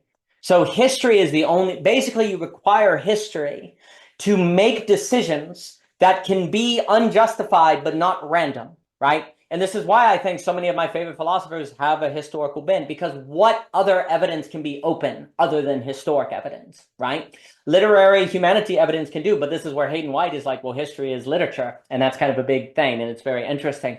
I think also what you were saying on knowing what is meaningful is not the same. That's so freaking important. You still have to do it. And no matter how much you know the meaning of life, you still have to face the fear of going on the stage. Isn't that funny? That you could literally know the meaning of life, the holy grail of intellectual accomplishment, and that won't do anything to make it less difficult to go on a stage and read your poetry. Isn't that freaking easy? It may get you to the place where you can no longer plausibly deny that you must do that. But that's, I think, the key. Ideas, I think, are mostly about removing plausible deniability. I think ideas in philosophy are more about actually removing the grounds of rationalization so that you no longer can deny you need to make a step of faith, a choice, an action. Ideas are not about arriving at the quote-unquote meaning of life per se. Ideas are about bringing you to the place where you can no longer deny that it is the action of life of which you must enter into, not quote-unquote the meaning of life.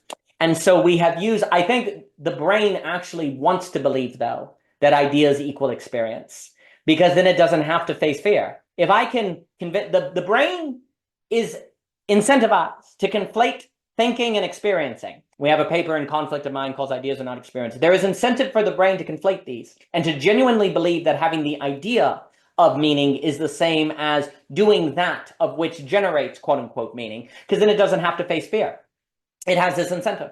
So we naturally fall into that mistake, right? But if we do that, Well, then we don't, well, face fear. And therefore we, well, then ultimately what that means is basically what happens is the idea is the meaning of life is, thank you, Yuri, you're beautiful. Like, is that once I get the meaning of life, well, then I can justify everything, right? Like, this is the horrific mistake. We literally have sought the meaning of life to have justification for everything, to explain everything. But have we not said that if you can explain everything, you cannot personally develop? If the meaning of life is a principle by which all things can be explained and all things can be justified, then the human is no longer capable of developing.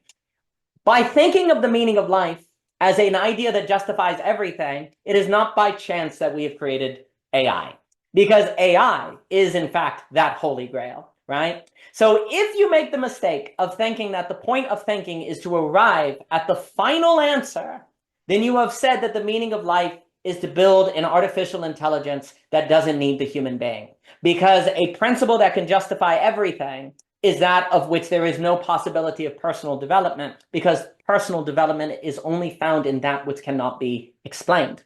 So the point of thinking is to not arrive at the final principle by which all things are justified, because if it was, that would be the end of us. And maybe that is the hope of thinking that wants to leave human beings behind. Yes, in AI, just like Nick Land talks about, we must not let thinking do that. We must instead make the quality of thinking that of which removes plausible deniability and rationalization, that we don't have to face our fears and that we don't have to act. That's where thinking finds its actual fittedness, in removing plausible deniability of the necessity of action and facing fear. And I think also basically what Luber was saying earlier on this idea of can we think about and imagine the next emergence, I think Bard or different people would argue with that. But I definitely think that we can think the conditions that are most likely to generate the next emergence, even if we can't predict the emergence or the next quality of the human being itself. And I would definitely say that philosophy can arrive at a place where it comes to realize that the conditions of possibility that are most advantageous for generating a new quality of what it is to be human is philosophy that sees itself in the business of removing plausible deniability of the necessity of action and facing fear and doing that of which we are trying to avoid. I think it is certainly the case that the chances of something new requires that facing of fear. The last thing I will say, and then give it to Javier, is I do think there are a lot of people who are like, okay, we talk, we do a lot of philosophy, but what are we actually going to do something? This is a very valid concern, but I would also have a bit of an admonishment, because is not one saying that we need to stop philosophical discussion because we can't justify it anymore? What if it just goes nowhere? What if all of these meetings and conversation eventually don't do anything? Oh, well, there's a fear there, right? And there sometimes can be a concern. It's justified to say, well, we don't want to just be like the people in the ivory tower who talk ideas all the time and never do something. But if one is not careful, that could be an action of fear that is actually removing you from something that you cannot justify and requires courage to continue doing. That actually, if you move to action from a place of fear that you're wasting time, that actually might be a reason why the action is not a facing of fear, but a escapism. There's always a ditch on every side of the road. Personally, one of the reasons I keep having philosophical dialogues is also because I can't justify continue having them. I don't know what's going to come up with it. And it does require facing the fear of what if this never leads to any action, or what if this is actually avoiding people or different things like that, right? Because if I ran from that fear, that actually would be using action in terms of utility, not actually in the place of developing courage necessary for personal development. I have the faith that actually there is something about dialogos or this kind of conversation that naturally generates saturation points in which one finds himself compelled into action almost mysteriously from a place of some sort of a happening that could not have been predicted ahead of time, that leads to action without it having to be intended.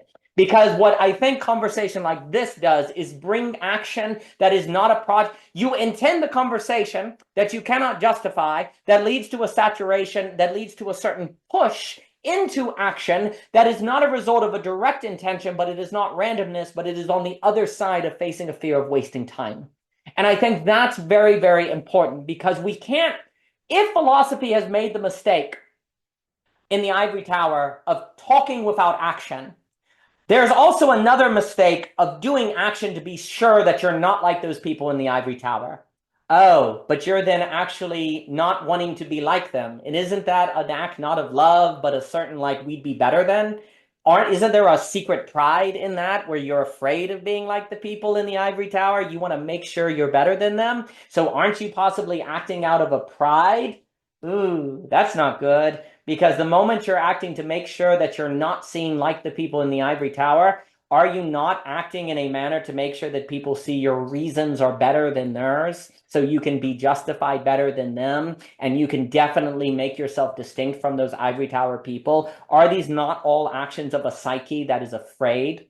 Could be. And so one has to be very careful that that is not the motivations that come from being seen another morning having a philosophical discussion, another Thursday having a philosophical discussion. Don't these people have something better to do? When are they going to start communities and actually doing something? They keep putting themselves out of there. Who do they think they are to keep doing philosophy while people are working?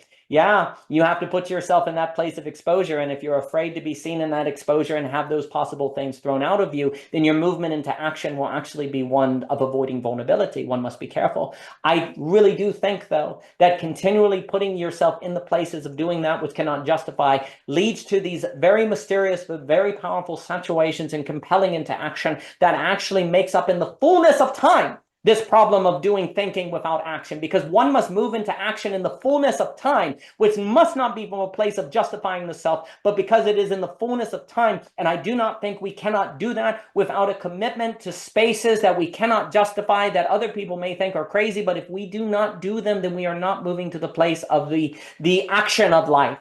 In fact, all we'll be doing is a meaning of life or an action that loses sight of the things that we need for courage. And so we have to be saturated to that point. And I do think that's how things happen. But let me give it to Mr. Javier Rivera, and then if anything has final things, I've enjoyed it. Mr. Rivera, please. Yeah, no, it's funny. I wasn't initially gonna say anything else, but Michael kind of prompted this with the idea of like, I know the meaning of life. Now it's my chance to live it. Um, when I was talking to Luber was telling me like, how do you not act negatively if someone does you wrong? And this is like in the realm of philosophy, in the realm of religious praxis. But that's like the real thing. That's when ideas and practicality really rub wrong against each other, about you basically proving that ideas are not experiences, because you can say all you want that you should be forgiving and we should be kind, but that's never going to take away the actuality of how you actually feel in the moment. So anger is like one of the most perfect examples for this, is that even though you shouldn't be angry, because that's the meaning, right?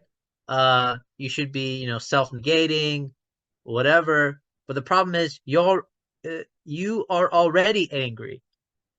And that's when you have already rubbed against your idea of you shouldn't be angry. But then you're like in this weird rational loop of just being like, I shouldn't be angry, but I'm angry. And so you're trying to self-justify why you shouldn't be angry.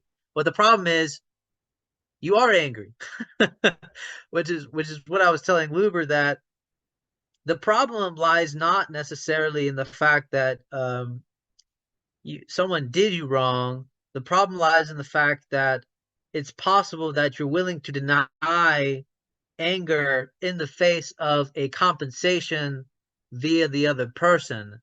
And in fact, what we tend to do is we tend to want compensation from the person versus actually take care of the anger.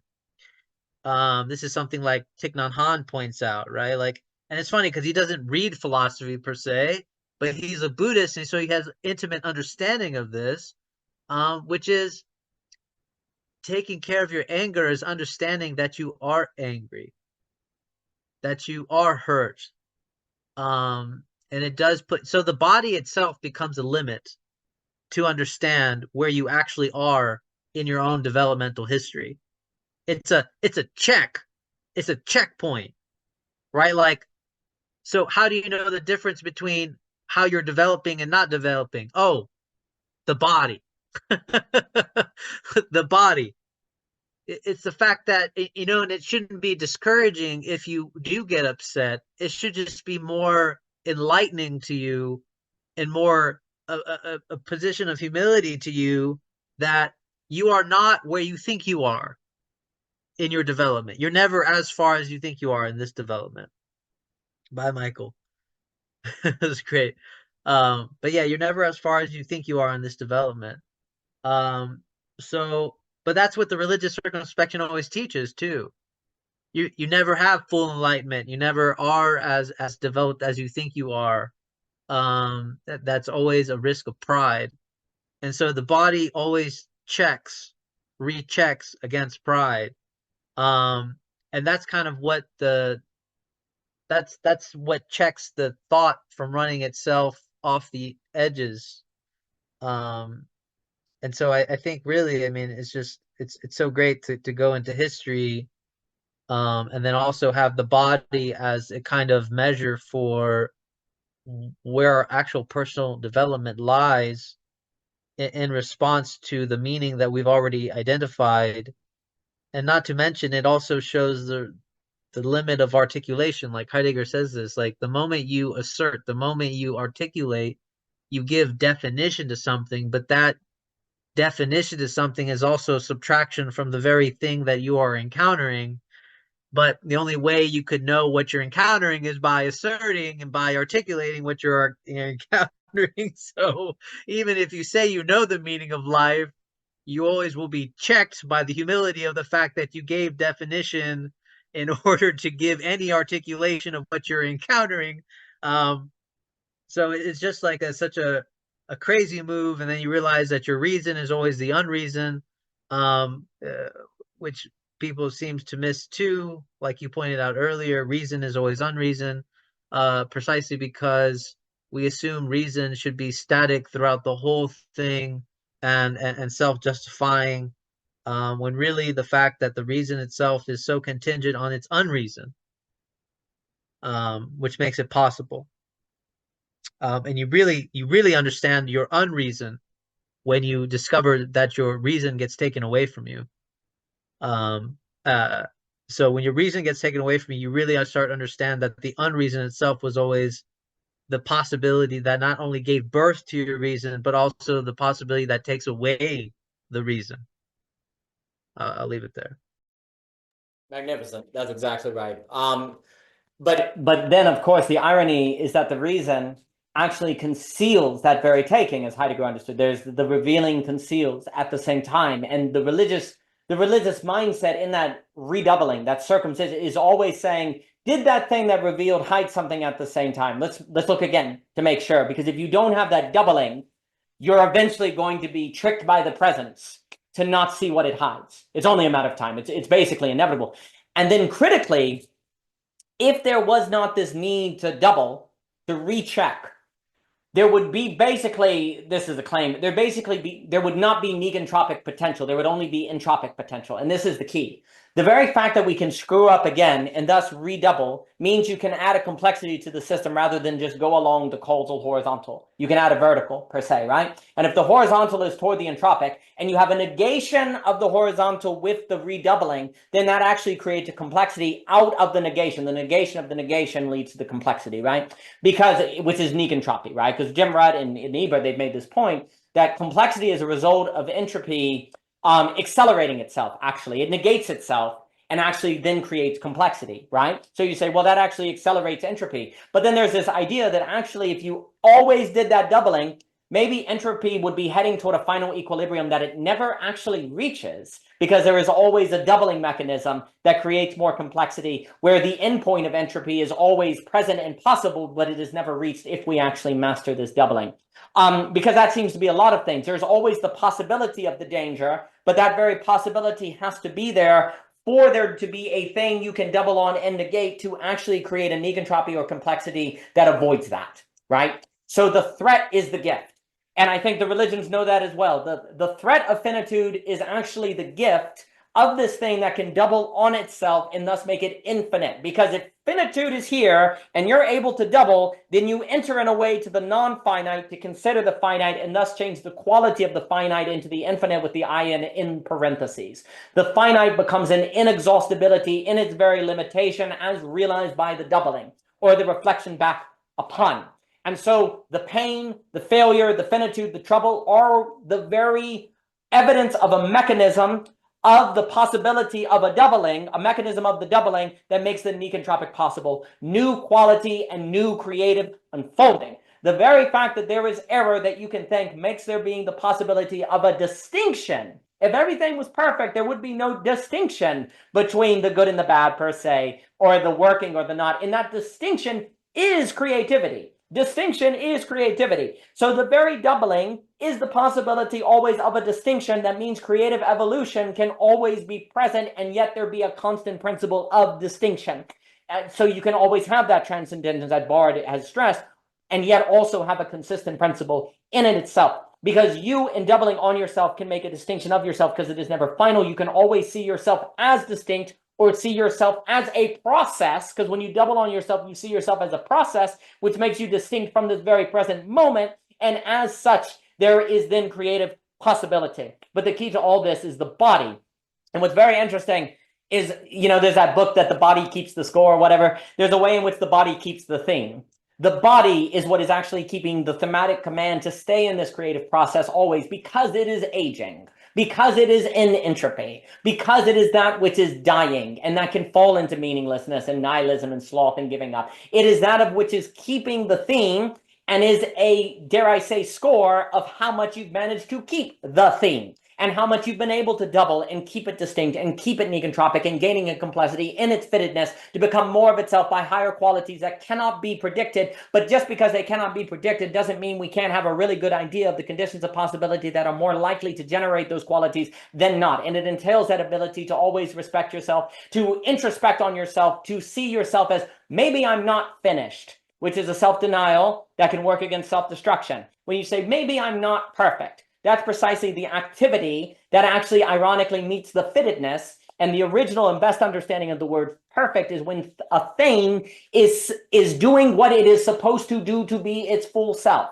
Perfect is not without flaw, but fittedness. And funny enough, it is actually the acknowledgement that you are not perfect that is perfect for the human to become nekentropic and to gain ever more qualities. We are actually fitting when we acknowledge our imperfection, which makes us actually ourselves in gaining creative development that could not be predicted without that of which cannot be accounted for by merely rational means.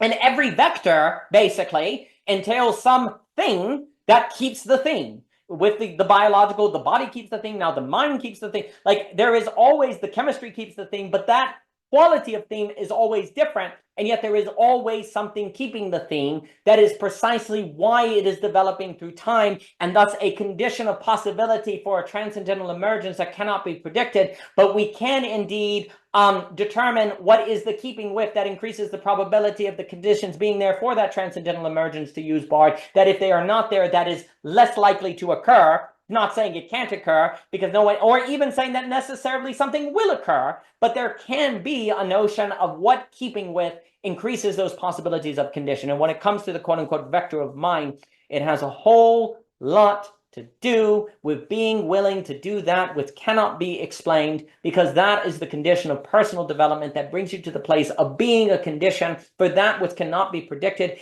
And thus, if it develops, it is that of which feels most alive.